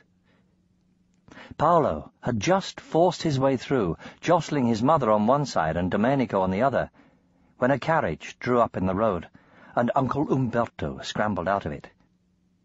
He came up to old Niccolò in that grim, quiet way everyone seemed to be moving. "Who is kidnapped? Bernardo? Domenico?" "Tonino," replied old Niccolò. "A book with the university arms on the wrapping." Uncle Umberto answered, "Luigi Petrocchi is also a member of the university." "I bear that in mind," said old Niccolò. "I shall come with you to the Casa Petrocchi," said Uncle Umberto. He waved at the cab driver to tell him to go. The man was only too ready to. He nearly pulled his horses over on their sides, trying to turn them too quickly.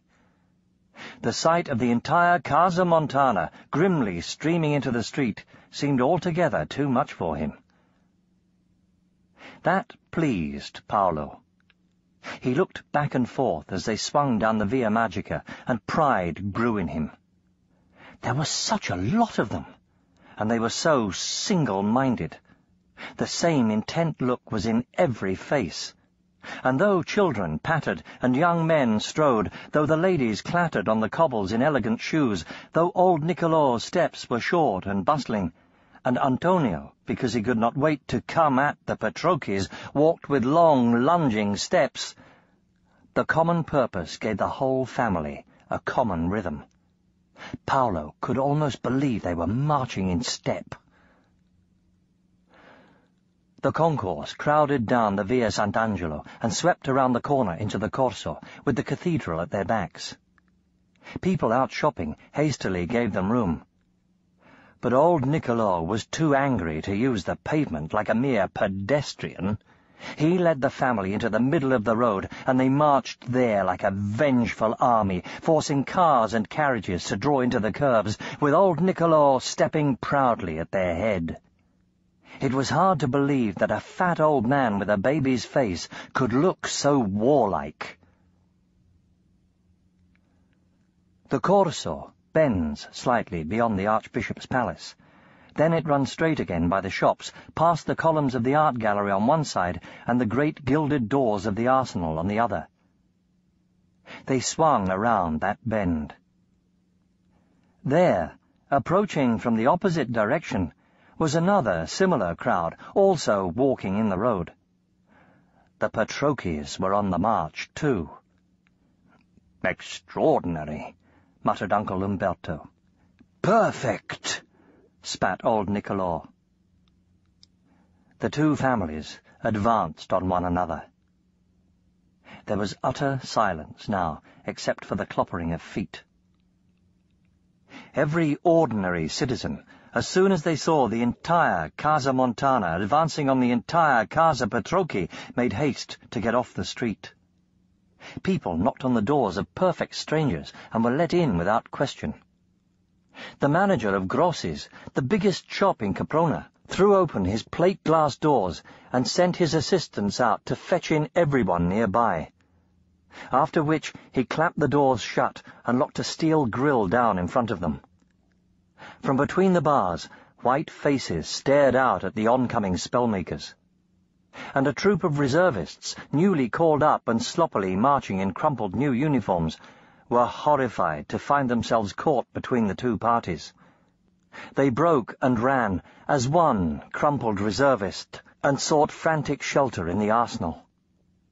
The great gilt doors clanged shut on them just as old Nicolò halted face to face with Guido Petrocchi. "Well," said old Nicolò, his baby eyes glaring. "Well," retorted Guido, his red beard jutting. "Was it," asked old Nicolò, "Florence or Pisa that paid you to kidnap my grandson Tonino?" Guido Petrocchi gave a bark of contemptuous laughter. "You mean," he said, "was it Pisa or Siena who paid you to kidnap my daughter Angelica?" "Do you imagine," said old Nicolò, "that saying that makes it any less obvious that you are a baby snatcher?" "Do you," asked Guido, "accuse me of lying?" "Yes," roared the Casa Montana. "Liar!" "And the same to you," howled the Casa Petrocchi, crowding up behind Guido, lean and ferocious, many of them red-haired. "Filthy liars!" The fighting began while they were still shouting. There was no knowing who started it. The roars on either side were mixed with singing and muttering. Scrips fluttered in many hands, and the air was suddenly full of flying eggs. Paolo received one, a very greasy fried egg, right across the mouth, and it made him so angry that he began to shout egg spells too, at the top of his voice. Eggs splattered down, fried eggs, poached eggs, scrambled eggs, new-laid eggs, and eggs so horribly bad that they were like bombs when they burst. Everyone slithered on the eggy cobbles. Egg streamed off the ends of people's hair and spattered everyone's clothes. Then somebody varied it with a bad tomato or so. Immediately, all manner of unpleasant things were flying about the Corso, cold spaghetti and cowpats. Though these may have been Rinaldo's idea in the first place, they were very quickly coming from both sides. And cabbages, squirts of oil and showers of ice, dead rats and chicken livers. It was no wonder that the ordinary people kept out of the way. Egg and tomato ran down the grills over Grossi's windows and splashed the white columns of the art gallery. There were loud clangs as rotten cabbages hit the brass doors of the arsenal. This was the first, disorganized phase of the battle, with everyone venting his fury separately. But by the time everyone was filthy and sticky, their fury took shape a little. Both sides began on a more organized chant. It grew and became two strong, rhythmic choruses. The result was that the objects flying about the Corso rose up into the air and began to rain down as much more harmful things.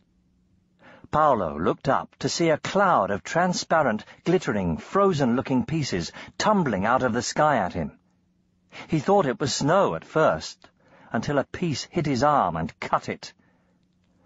"Vicious beasts!" Lucia screamed beside him. "It's broken glass!" Before the main body of the glass came down, old Nicola's penetrating tenor voice soared above the yells and the chanting.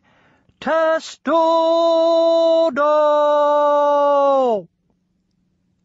Antonio's full bass backed him up. "Testudo!" And so did Uncle Lorenzo's baritone. Feet tramped. Paolo knew this one. He bowed over, tramping regularly, and kept up the charm with them. The whole family did it. Tramp, tramp, tramp. Testudo, testudo, testudo. Over their bent heads, the glass splinters bounced and showered harmlessly off an invisible barrier. Testudo! From the middle of the bowed backs, Elizabeth's voice rang up sweetly in yet another spell. She was joined by Aunt Anna, Aunt Maria, and Corina. It was like a soprano descant over a rhythmic tramping chorus. Paolo knew without being told that he must keep up the shield charm while Elizabeth worked her spell. So did everyone else. It was extraordinary, exciting, amazing, he thought. Each Montana picked up the slightest hint and acted on it as if it were orders. He risked glancing up and saw that the descant spell was working. Every glass splinter, as it hit the unseen shield Paolo was helping to make, turned into an angry hornet and buzzed back at the Patrocchis. But the Patrocchis simply turned them into glass splinters again and hurled them back. At the same time, Paolo could tell from the rhythm of their singing that some of them were working to destroy the shield charm. Paolo sang and tramped harder than ever. Meanwhile, Rinaldo's voice and his father's were singing gently, deeply, at work on something yet again. More of the ladies joined in the hornet song so that the Patrocchis would not guess. And all the while the tramp, tramp of the shield charm was kept up by everyone else. It could have been the grandest chorus in the grandest opera ever, except that it all had a different purpose. The purpose came with a perfect roar of voices. The Patrocchis threw up their arms and staggered. The cobbles beneath them heaved, and the solid corso began to give way into a pit. Their instant reply was another huge sung chord, with discords innumerable, and the Montanas suddenly found themselves inside a wall of flame. There was total confusion. Paolo staggered for safety with his hair singed over cobbles that quaked and heaved under his shoes. "Volta va!" he sang frantically. "Volta va!" Behind him, the flames hissed. Clouds of steam blotted out even the tall art gallery as the river answered the charm and came swirling up the corso. Water was knee-deep around Paolo, up to his waist, and still rising. There was too much water. Someone had sung out of tune, and Paolo rather thought it was him. He saw his cousin Lena almost up to her chin in water and grabbed her. Towing Lena, he staggered through the current, over the heaving road, trying to make for the Arsenal steps. Someone must have had the sense to work a cancel spell. Everything suddenly cleared, steam, water, and smoke together. Paolo found himself on the steps of the art gallery, not by the Arsenal at all. Behind him, the corso was a mass of loose cobbles, shiny with mud and littered with cowpats, tomatoes, and fried eggs. There could hardly have been more mess if Caprona had been invaded by the armies of Florence, Pisa, and Siena. Paolo felt he had had enough. Lena was crying. She was too young. She should have been left with Rosa. He could see his mother picking Lucia out of the mud and Rinaldo helping Aunt Gina up. "Let's go home, Paolo," whimpered Lena. But the battle was not really finished. Montanas and Patrokis were up and down the Corso in little angry, muddy groups, shouting abuse at one another. "I'll give you broken glass! You started it! You lying Patroki swine! Kidnapper! Swine yourself, spellbungler, traitor!" Aunt Gina and Rinaldo slithered over to what looked like a muddy boulder in the street and heaved at it. The vast bulk of Aunt Francesca arose, covered with mud, and angrier than Paolo had ever seen her. "You filthy Patrokis! I demand single combat!" she screamed. Her voice scraped like a great saw blade and filled the Corso.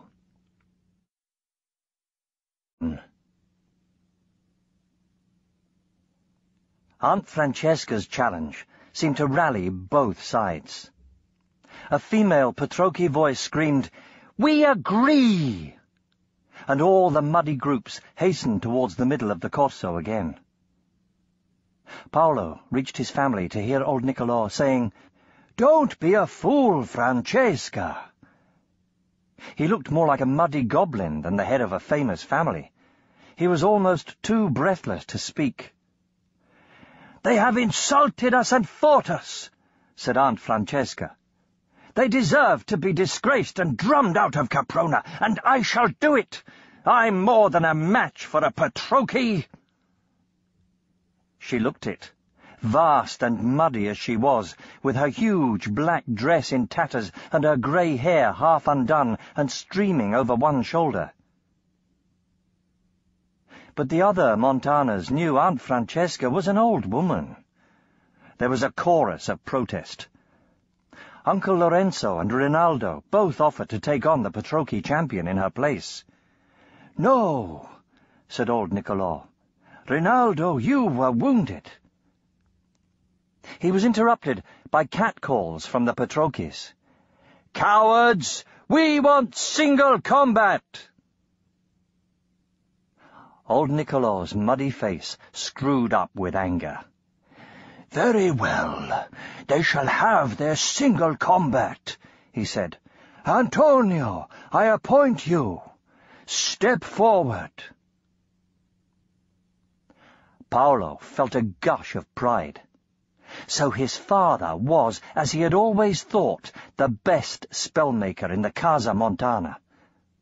But the pride became mixed with alarm when Paolo saw the way his mother clutched Antonio's arm and the worried, reluctant look on his father's mud-streaked face. "Go on," old Niccolò said crossly. Slowly, Antonio advanced into the space between the two families, stumbling a little among the loose cobbles. "I'm ready," he called to the Patrokis. "Who's your champion?" It was clear that there was some indecision among the Patrokis. A dismayed voice said, "It's Antonio!" This was followed by a babble of talk. From the turning of heads and the uncertain heaving about, Paolo thought they were looking for a Patroki who was unaccountably missing. But the fuss died away, and Guido Patroki himself stepped forward. Paolo could see several Patrokis looking as alarmed as Elizabeth. "I'm ready too," said Guido, baring his teeth angrily. Since his face was plastered with mud, it made him look quite savage. He was also large and sturdy. He made Antonio look small, gentle, and fragile. "And I demand an unlimited contest," snarled Guido. He seemed even angrier than old Niccolò. "Very well," Antonio said. There could have been the least shake in his voice.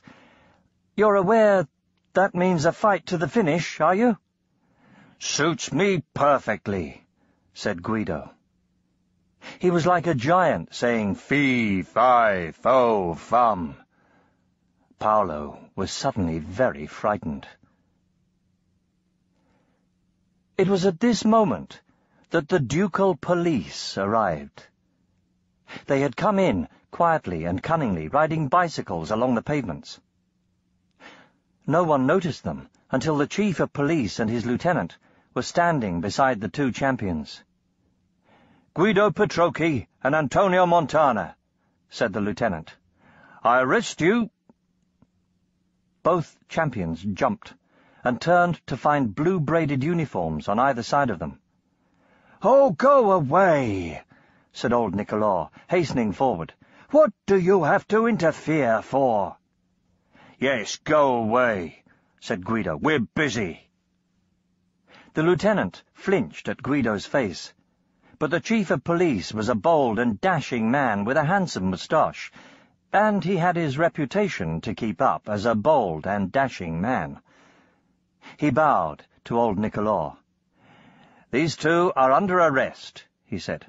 "The rest of you I order to sink your differences, and remember there is about to be a war." "We're at war already," said old Nicolò. "Go away." "I regret," said the chief of police, that is impossible."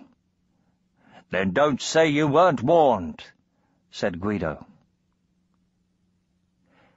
There was a short burst of song from the adults of both families. Paolo wished he knew that spell. It sounded useful. As soon as it was over, Rinaldo and a swarthy young Petrocchi came over to the two policemen and towed them away backwards. They were as stiff as the tailor's dummies in the barred windows of Grossi's. Rinaldo and the other young man laid them against the steps of the art gallery and returned, each to his family, without looking at one another. As for the rest of the ducal police, they seemed to have vanished, bicycles and all. "Ready now?" said Guido. "Ready," said Antonio. And the single combat commenced. Looking back on it afterwards, Paolo realized that it could not have lasted more than 3 minutes, though it seemed endless at the time. For in that time the strength, skill, and speed of both champions was tried to the utmost. The first, and probably the longest, part was when the two were testing one another for an opening, and comparatively little seemed to happen. Both stood, leaning slightly forward, muttering, humming, occasionally flicking a hand. Paolo stared at his father's strained face and wondered just what was going on. Then, momentarily, Guido was a man-shaped red-and-white check duster. Someone gasped, but Antonio almost simultaneously became a cardboard man covered with green triangles. Then both flicked back to themselves again. The speed of it astounded Paolo. A spell had not only been cast on both sides, but also a counterspell and a spell counter to that, all in the time it took someone to gasp. Both combatants were panting and looking warily at each other. It was clear they were very evenly matched. Again, there was a space where nothing seemed to happen, except a sort of flickering on both sides. Then suddenly Antonio struck, and struck so hard that it was plain he had all the time been building a strong spell beneath the flicker of trivial spells designed to keep Guido occupied. Guido gave a shout and dissolved into dust, which swept away backwards in a spiral. But somehow, as he dissolved, he threw his strong spell at Antonio. Antonio broke into 1,000 little pieces, like a spilled jigsaw puzzle. For an ageless time, the swirl of dust and the pile of broken Antonio hung in mid-air. Both were struggling to stay together and not to patter down on the uprooted cobbles of the Corso. In fact, they were still struggling to make spells, too. When at last Antonio staggered forward in one piece, holding some kind of red fruit in his right hand, he had barely time to dodge. Guido was a leopard in mid-spring. Elizabeth screamed. Antonio threw himself to one side, heaved a breath, and sang, "Oliphants!" His usually silky voice was rough and ragged, but he hit the right notes. A gigantic elephant, with tusks longer than Paolo was tall, cut off the low sun and shook the Corso as it advanced, ears spread, to trample the attacking leopard. It was hard to believe the great beast was indeed worried, thin Antonio Montana. For a shadow of a second, the leopard was Guido Petrocchi, very white in the face and luridly red in the beard, gabbling a frantic song. "Hickory, dickory, muggery, moose!" And he must have hit the right notes too. He seemed to vanish. The Montanas were raising a cheer at Guido's cowardice when the elephant panicked. Paolo had the merest glimpse of a little tiny mouse scampering aggressively at the great front feet of the elephant before he was running for his life. The shrill trumpeting of Antonio seemed to tear his ears apart. Behind him, Paolo knew that the elephant was stark, staring mad, trampling this way and that among terrified Montanas. Lucia ran past him, carrying Lena, clutched backwards against her front. Paolo grabbed little Bernardo by one arm and ran with him, wincing at the horrible, brazen, braying squeal from his father. Elephants are afraid of mice, horribly afraid. And there are very few people who can shift shape without taking the nature of the shape they shift to. It seemed that Guido Petrocchi had not only won, but got most of the Montanas trampled to death into the bargain. But when Paolo next looked, Elizabeth was standing in the elephant's path, staring up at its wild little eyes. "Antonio!" she shouted. "Antonio, control yourself!" She looked so tiny, and the elephant was coming so fast, that Paolo shut his eyes. He opened them in time to see the elephant in the act of swinging his mother up onto its back. Tears of relief so clouded Paolo's eyes that he almost failed to see Guido's next attack. He was simply aware of a shattering noise, a horrible smell, and a sort of moving tower. He saw the elephant swing around, and Elizabeth crouched down on its back. It was now being confronted by a vast iron machine, even larger than itself, throbbing with mechanical power and filling the Corso with nasty blue smoke. This thing ground slowly towards Antonio on huge moving tracks. As it came, a gun in its front swung down to aim between the elephant's eyes. On the spur of the moment, Antonio became another machine. He was in such a hurry, and he knew so little about machines, that it was a very bizarre machine indeed. It was pale duck-egg blue, with enormous rubber wheels. In fact, it was probably made of rubber all through, because the bullet from Guido's machine bounced off it and crashed into the steps of the arsenal. Most people threw themselves flat. "Mother's inside that thing!" Lucia screamed to Paolo above the noise. Paolo realized she must be. Antonio had had no time to put Elizabeth down, and now he was barging recklessly at Guido. Bang, bounce, bang, bounce. It must have been horrible for Elizabeth. Luckily, it only lasted a second. Elizabeth and Antonio suddenly appeared in their own shapes, almost under the mighty tracks of the Guido machine. Elizabeth ran. Paolo had not known she could run so fast, like the wind, towards the arsenal. And it may have been Petrocchi viciousness, or perhaps simple confusion, but the great Guido tank swung its gun down to point at Elizabeth. Antonio called Guido a very bad name and threw the tomato he still had in his hand. The red fruit hit and splashed and ran down the iron side. Paolo was just wondering what use that was, when the tank was not there anymore. Nor was Guido. In his place was a giant tomato. It was about the size of a pumpkin, and it simply sat in the road and did not move. That was the winning stroke. Paolo could tell it was from the look on Antonio's face as he walked up to the tomato. Disgusted and weary, Antonio bent down to pick up the tomato. There were scattered groans from the Patrocchis, and cheers, not quite certain, and even more scattered, from the Montanas. Then somebody cast yet another spell. This time it was a thick, wet fog.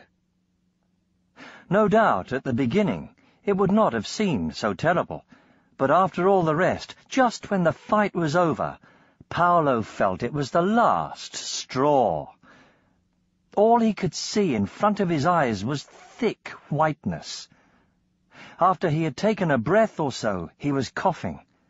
He could hear coughing all around and far off into the distance, which was the only thing which showed him he was not entirely alone. He turned his head from trying to see who else was coughing, and found he could not see Lucia. Nor could he find Bernardo, and he knew he had been holding Bernardo's arm a second before. As soon as he realized that, he found he had lost his sense of direction, too. He was all alone, coughing and shivering in cold, white emptiness. "I'm not going to lose my head," Paolo told himself sternly. "My father didn't, and so I shan't. I shall find somewhere to shelter until this beastly spell is over. Then I shall go home. I don't care if Tonino is still missing." He stopped then, because a thought came to him, like an astonishing discovery. "We're never going to find Tonino this way anyway," he said. And he knew it was true. With his hands stretched out in front of him and his eyes spread very wide in hopes of seeing something, which was unlikely since they were streaming from the fog, and so was his nose, Paolo coughed and sniffed and shuffled his way forward until his toes came up against stone. Paolo looked down, but he could not see what it was. He tried lifting one foot with his toes scraping against the obstruction, and after a few inches the obstruction stopped and his foot shot forward. It was a ledge, then, probably the curb. He had been near the edge of the road when he ran away from the elephant. He got both feet on the curb and shuffled forward 6 inches. Then he fell upstairs, over what seemed to be a body. It gave Paolo such a shock that he dared not move at first, but he soon realized that the body beneath him was shivering, as he was, and trying to cough and mutter at the same time. "Holy Mary!" Paolo heard, in a hoarse, blurred voice. Very puzzled, Paolo put out a careful hand and felt the body. His fingers met cold metal buttons, uniform braid, and, a little above that, a warm face, which gave a croak as Paolo's cold hand met its mouth, and a large, furry moustache beneath the nose. "Angel of Caprona," Paolo thought. "It's the chief of police." Paolo got himself to his knees on what must be the steps of the art gallery. There was no one around he could ask, but it did not seem fair to leave someone lying helpless in the fog.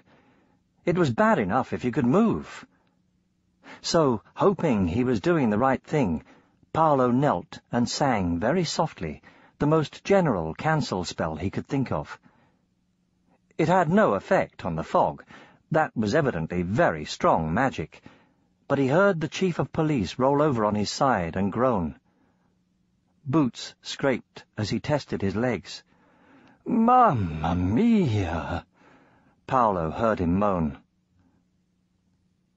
He sounded as if he wanted to be alone. Paolo left him and crawled his way up the gallery steps. He had no idea he had reached the top until he hit his elbow on a pillar and drove his head into Lucia's stomach at the same moment. Both of them said some extremely unpleasant things. "When you've quite finished swearing," Lucia said at length, "you can get between these pillars with me and keep me warm." She coughed and shivered. "Isn't this awful? Who did it?" She coughed again. The fog had made her hoarse. "It wasn't us," said Paolo. "We'd have known. Ow, my elbow!" He took hold of her for a guide and wedged himself down beside her. He felt better like that. "The pigs," said Lucia. "I call this a mean trick. It's funny, you spend your life being told what pigs they are and thinking they can't be, really. Then you meet them, and they're worse than you were told. Was it you singing just now?" "I fell over the chief of police on the steps," said Paolo. Lucia laughed. "I fell over the other one. I sang a cancelled spell too. He was lying on all the corners of the stairs, and it must have bruised him all over when I fell on him."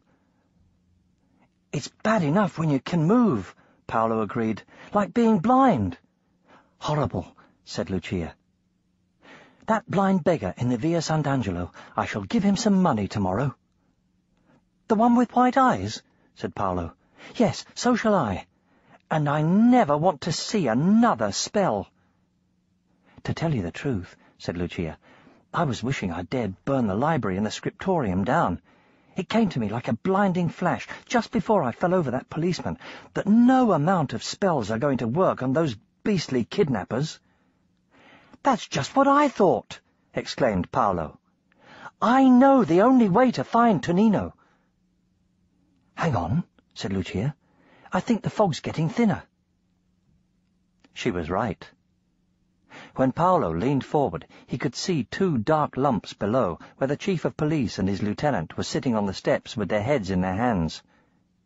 He could see quite a stretch of the Corso beyond them, cobbles which were dark and wet-looking, but, to his surprise, neither muddy nor out of place.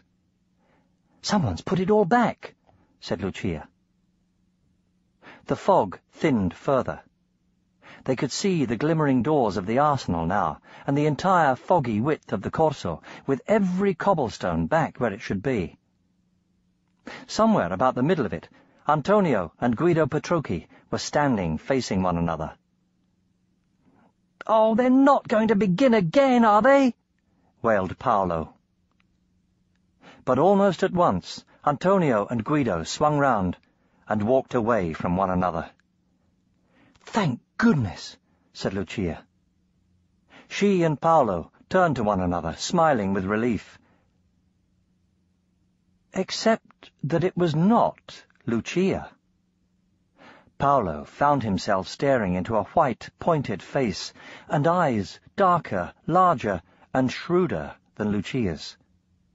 Surrounding the face were draggled, dark red curls.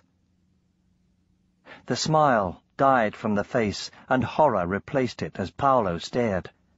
He felt his own face behaving the same way. He had been huddling up against a Petrocchi! He knew which one, too. It was the elder of the two who had been at the palace. Renata, that was her name. And she knew him, too. "You're that blue-eyed Montana boy!" she exclaimed. She made it sound quite disgusting. Both of them got up. Renata backed into the pillars as if she was trying to get inside the stone, and Paolo backed away along the steps. "I thought you were my sister Lucia," he said. "I thought you were my cousin Claudio," Renata retorted. Somehow they both made it sound as if it was the other one's fault. "It wasn't my fault," Paolo said angrily. "Blame the person who made the fog, not me. There's an enemy enchanter." "I know. Chrestomanci said," said Renata.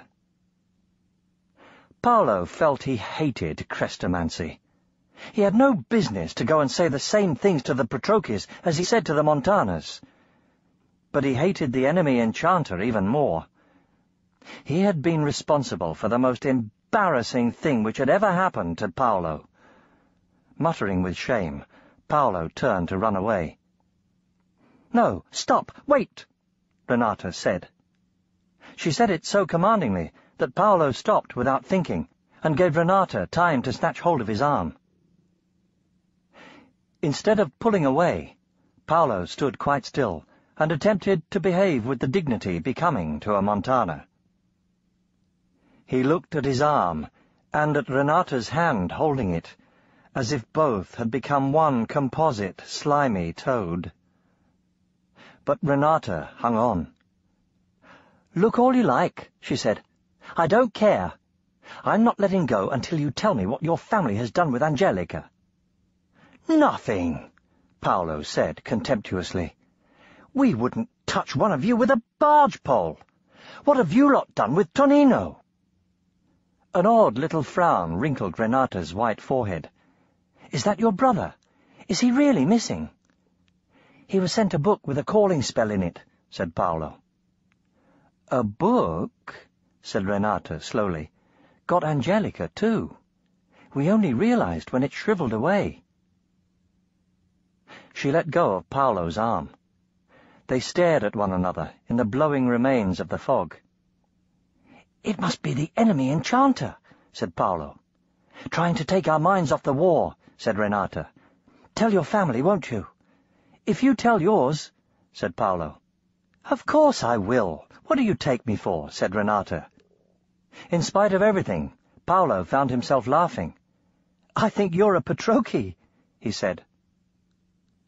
But when Renata began to laugh too, Paolo realized it was too much. He turned to run away, and found himself facing the chief of police. The chief of police had evidently recovered his dignity. "Now then, you children, move along," he said. Renata fled without more ado, red in the face with the shame of being caught talking to a Montana. Paolo hung on. It seemed to him that he ought to report that Tonino was missing. "I said move along," repeated the chief of police, and he pulled down his jacket with a most threatening jerk. Paolo's nerve broke. After all, an ordinary policeman was not going to be much help against an enchanter. He ran. He ran all the way to the Casa Montana. The fog and the wetness did not extend beyond the Corso. As soon as he turned into a side road, Paolo found himself in the bleak shadows and low red sun of a winter evening.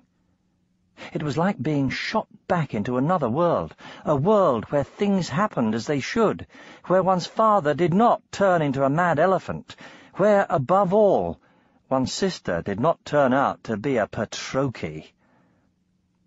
Paolo's face fired with shame as he ran. Of all the awful things to happen! The Casa Montana came in sight, with the familiar angel safely over the gate. Paolo shot in under it, and ran into his father. Antonio was standing under the archway, panting as if he too had run all the way home. "Who? Oh, Paolo," said Antonio. "Stay where you are." "Why?" asked Paolo. He wanted to get in where it was safe, and perhaps eat a large lump of bread and honey. He was surprised his father did not feel the same. Antonio looked tired out, and his clothes were torn and muddy rags. The arm he stretched out to keep Paolo in the gateway was half bare and covered with scratches. Paolo was going to protest when he saw that something was indeed wrong. Most of the cats were in the gateway too, crouching around with their ears flattened. Benvenuto was patrolling the entrance to the yard like a lean brown ferret. Paolo could hear him growling. Antonio's scratched hand took Paolo by the shoulder and pulled him forward so that he could see into the yard. "Look!" Paolo found himself blinking at foot-high letters, which seemed to hang in the air in the middle of the yard.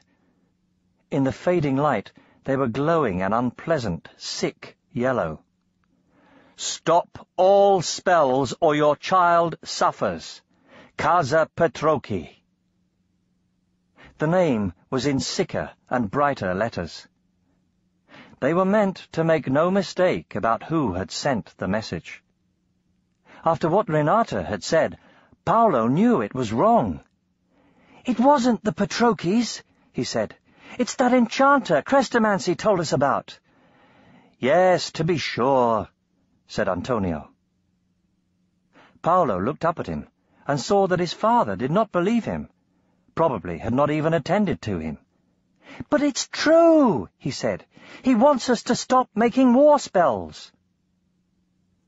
Antonio sighed and drew himself together to explain to Paolo. "Paolo," he said, "nobody but Chrestomanci believes in this enchanter. In magic, as in everything else, the simplest explanation is always best.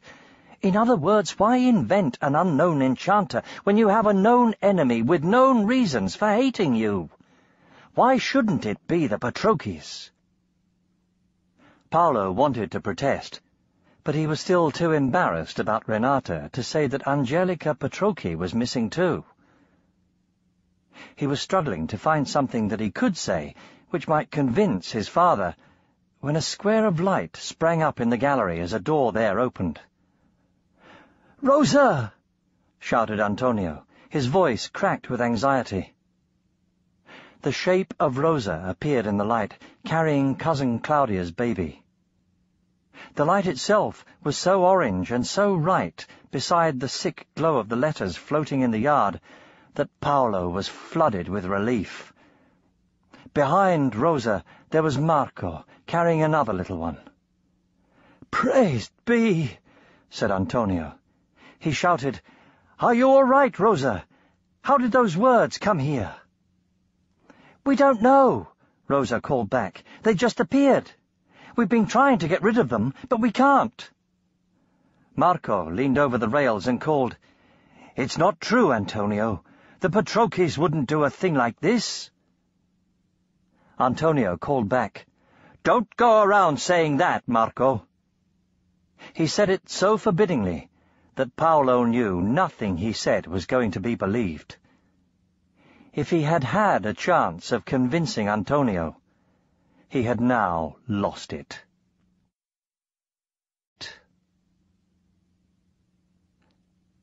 When Tonino came to his senses, at, incidentally, the precise moment when the enchanted book began to shrivel away, he had, at first, a nightmare feeling that he was shut in a cardboard box. He rolled his head sideways on his arms. He seemed to be lying on his face, on a hard but faintly furry floor. In the far distance he could blurrily see someone else, leaning up against a wall like a doll, but he felt too queer to be very interested in that. He rolled his head around the other way, and saw the panels of a wall quite near. That told him he was in a fairly long room. He rolled his head to stare down at the furry floor. It was patterned, in a pattern too big for his eyes to grasp, and he supposed it was a carpet of some kind. He shut his blurry eyes and tried to think what had happened. He remembered going down near the new bridge. He had been full of excitement. He had read a book which he thought was telling him how to save Caprona. He knew he had to find an alleyway with a peeling blue house at the end of it. It seemed a bit silly now. Tonino knew things never happened the way they did in books. Even then, he had been rather amazed to find that there was an alleyway, with really and truly a peeling blue house at the end of it. And, to his huge excitement, there was a scrap of paper fluttering down at his feet. The book was coming true. Tonino had bent down and picked up the paper. And after that, he had known nothing till this moment. That was really true. Tonino took himself through what had happened several times, but each time his memories stopped in exactly the same place, with himself picking up the scrap of paper. After that, it was all a vague sense of nightmare. By this time, he was fairly sure he had been the victim of a spell. He began to feel ashamed of himself. So he sat up. He saw at once why he had seemed to dream he was shut up in a cardboard box. The room he was in was long and low, almost exactly the shape of a shoebox. The walls and ceiling were painted cream colour, a sort of whitish cardboard colour, in fact, but they seemed to be wood, because there were carvings picked out in gold paint on them. There was a crystal chandelier hanging from the ceiling, although the light came from 4 long windows in one of the longer walls, a rich carpet on the floor, and a very elegant dining table and chairs by the wall opposite the windows. There were 2 silver candlesticks on the table. Altogether, the place was extremely elegant, and wrong, somehow. Tonino sat, trying to puzzle out just what was wrong. The room was awfully bare, but that was not quite it. There was something strange about the daylight coming through the 4 long windows, as if the sun was somehow further away than it should be. But that was not quite it either. Tonino's eyes went to the 4 bands of too faded sunlight falling through the windows onto the carpet, and then travelled along the carpet. At the end, he came to the person leaning up against the wall. It was Angelica Petrocchi, who had been at the palace. Her eyes were closed beneath her bulge of forehead, and she looked ill. So she had been caught too. Tonino looked back at the carpet. That was an odd thing. It was not really a carpet. It had been painted on the slightly furry substance of the floor. Tonino could see the brush strokes in the sprawling pattern. And the reason he had thought the pattern was too big was because it was too big. It was the wrong size for the rest of the room. More puzzled than ever, Tonino struggled to his feet. He felt a little wobbly, so he put a hand on the gilded panels of the wall to steady himself. That felt furry too, except where it was gold. The gold was flat, but not quite hard, like... Tonino thought, but no other likeness came to him, like paint. He ran his hand over the apparently carved panel. It was a total cheat. It was not even wood, and the carving was painted on in lines of brown, blue, and gold. Whoever had caught him was trying to seem richer than they were, but doing it very badly. There were movements at the other end of the room. Angelica Petrocchi was wavering to her feet, and she too was running her hand over the painted carving. Very anxiously and cautiously, she turned and looked at Tonino. "Will you let me go now, please?" she said. There was a little wobble in her voice that showed Tonino she was very frightened. So was he, now he came to think of it. "I can't let you go," he said. "I didn't catch you. Neither of us can go. There isn't a door." That was the wrong thing he had been trying not to notice. And as soon as he said it, he wished he had kept his mouth shut. Angelica screamed, and the sound sent Tonino into a panic too. There was no door! He was shut into a cardboard box with a Petrocchi child! Tonino may have screamed as well, he was not sure. When he caught up with himself, he had one of the elegant chairs in his hands and was battering at the nearest window with it. That was more frightening than ever. The glass did not break. It was made of some slightly rubbery stuff, and the chair bounced off. Beyond him, the Petrocchi girl was banging away at another window with one of the silver candlesticks, screaming all the time. Outside the window, Tonino could clearly see the smug spire shape of a little cypress tree, lit by afternoon sun. So, they were in one of those rich villas near the palace, were they? Just let him get out! He lifted the chair and smashed it against the window with all his strength. He made no impression on the window, but the chair came to pieces. 2 ill-glued legs fell off it, and the rest crumpled to splintery matchwood. Tonino thought it was disgustingly badly made. He threw it to the painted carpet and fetched another chair. This time, for variety, he attacked the wall beside the window. Pieces of that chair came away and flew about, and Tonino was left with its painted seat, painted to look like embroidery, just as the floor was painted to look like carpet. He drove it into the wall again and again. It made large brown dents. Better still, the wall shook and leaped about, sounding muffled and hollow, as if it were made of something very cheap. Tonino beat at it and yelled. Angelica beat at the wall and the window impartially with her candlestick, and went on screaming. They were stopped by a terrible hammering.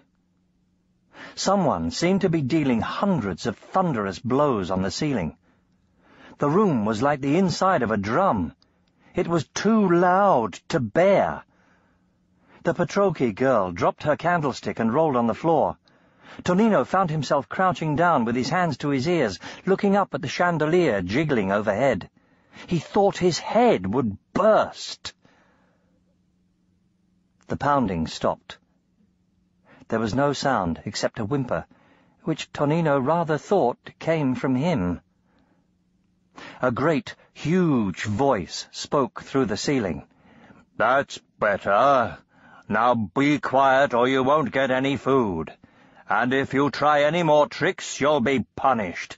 Understand?" Tonino and Angelica both sat up. "Let us out!" they screamed. There was no answer, only a distant shuffling. The owner of the huge voice seemed to be going away. "A mean trick with an amplifying spell," Angelica said. She picked up the candlestick and looked at it with disgust. The branched part was bent at right angles to the base. "What is this place?" she said. "Everything's so shoddy." They got up and went to the windows again, in hopes of a clue. Several little spire-shaped trees were clearly to be seen just outside, and a sort of terrace beyond that. But, peer as they might, all they could make out further off was a queer blue distance, with one or two square-shaped mountains catching the sun on a glossy corner or so. There seemed to be no sky. "It's a spell," said Angelica.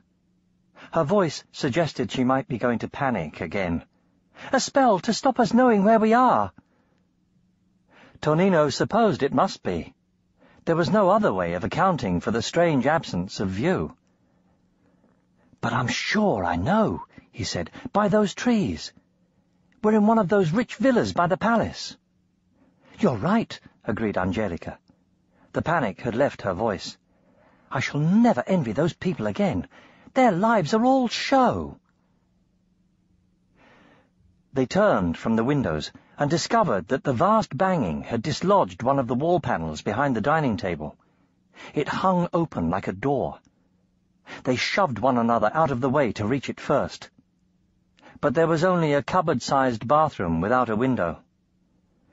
"Good," said Angelica. "I was wondering what we'd do. And at least we'll have water." She reached out to one of the taps over the small wash-basin. It came away in her hand. Under it was a blob of glue on white china. It was clear the tap had never been meant to be used. Angelica stared at it with such a ridiculous look of bewilderment that Tonino laughed. She drew herself up at that. "Don't you laugh at me, you beastly Montana!" She stalked out into the main room and threw the useless tap onto the table with a clump. Then she sat in one of the two remaining chairs and rested her elbows gloomily on the table. After a while, Tonino did the same. The chair creaked under him. So did the table.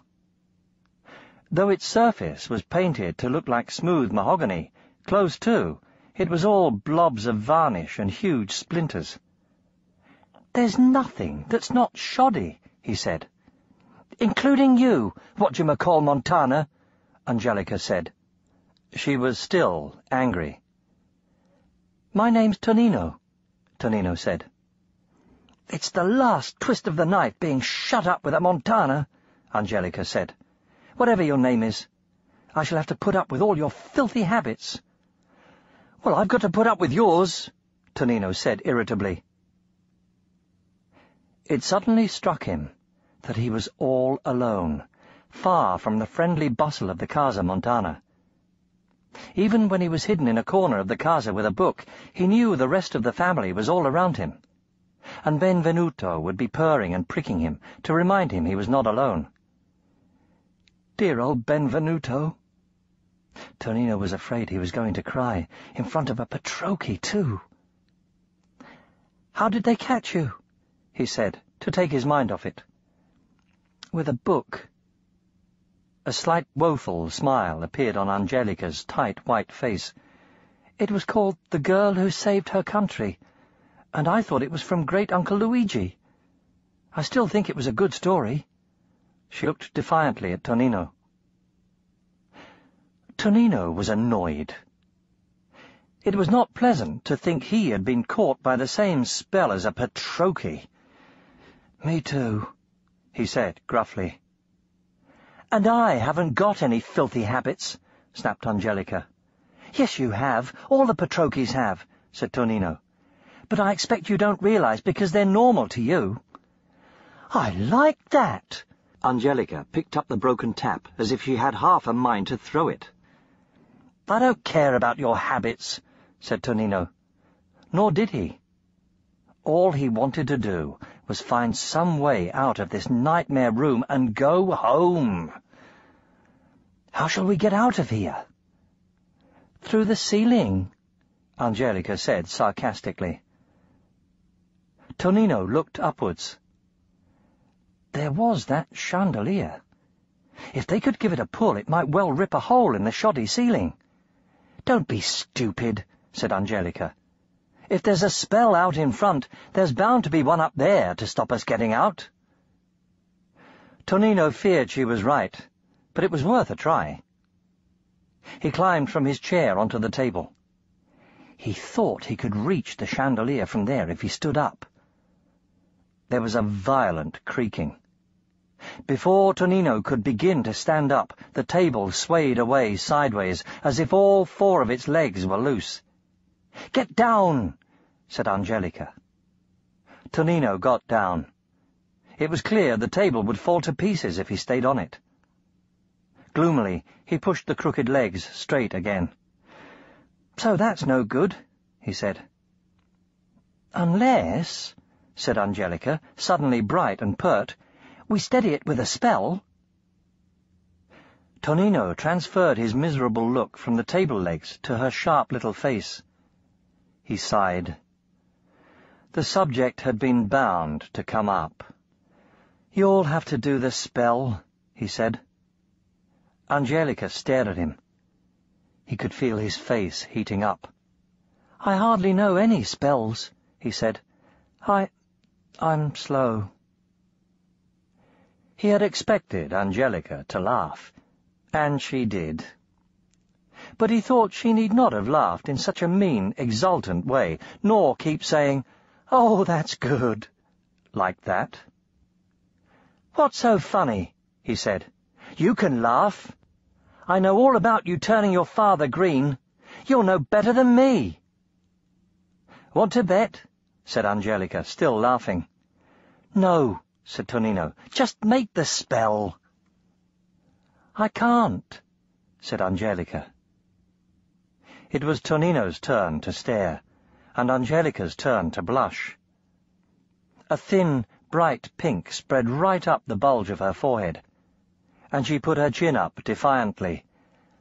"I'm hopeless at spells," she said. "I've never got a spell right in my life." Seeing Tonino still staring, she said, "It's a pity you didn't bet. I'm much worse than you are." Tonino could not credit it. "How?" he said. "Why? Can't you learn spells either, then?" "Oh, I can learn them all right." Angelica took up the broken tap again and scribbled angrily with it, great yellow scratches in the varnished top of the table. "I know hundreds of spells," she said, "but I always get them wrong.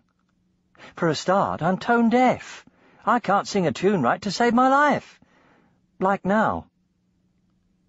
Carefully, as if she was a craftsman doing a fine carving, She peeled up a long yellow curl of varnish from the table, using the tap as a gouge. "But it's not only that," she said angrily, following her work intently.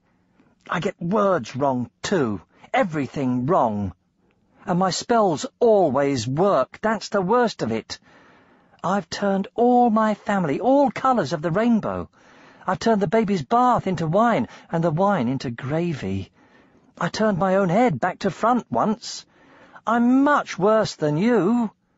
I daren't do spells. About all I'm good for is understanding cats, and I even turned my cat purple, too."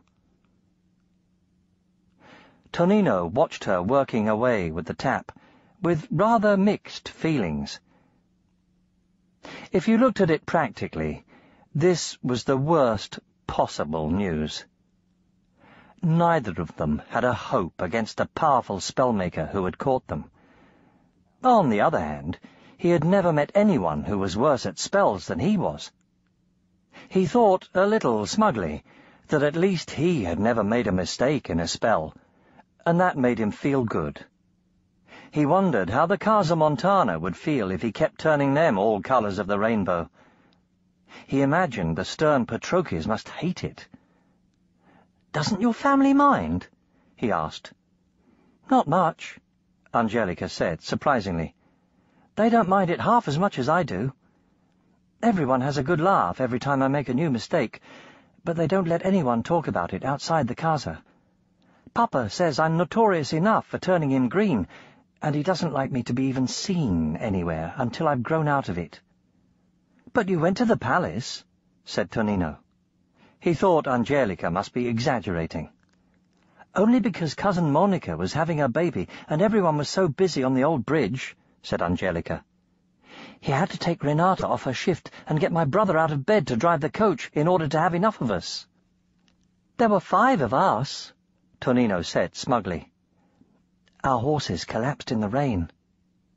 Angelica turned from her gouging and looked at Tonino keenly. "So my brother said yours were bound to have collapsed too, because you only had a cardboard coachman." Uncomfortably, Tonino knew Angelica had scored a point. "Our coachman collapsed too," he admitted. "I thought so," said Angelica, "from the look on your face." She went back to scraping the table, conscious of victory. "It wasn't our fault," Tonino protested. "Chrestomanci says there's an enemy enchanter."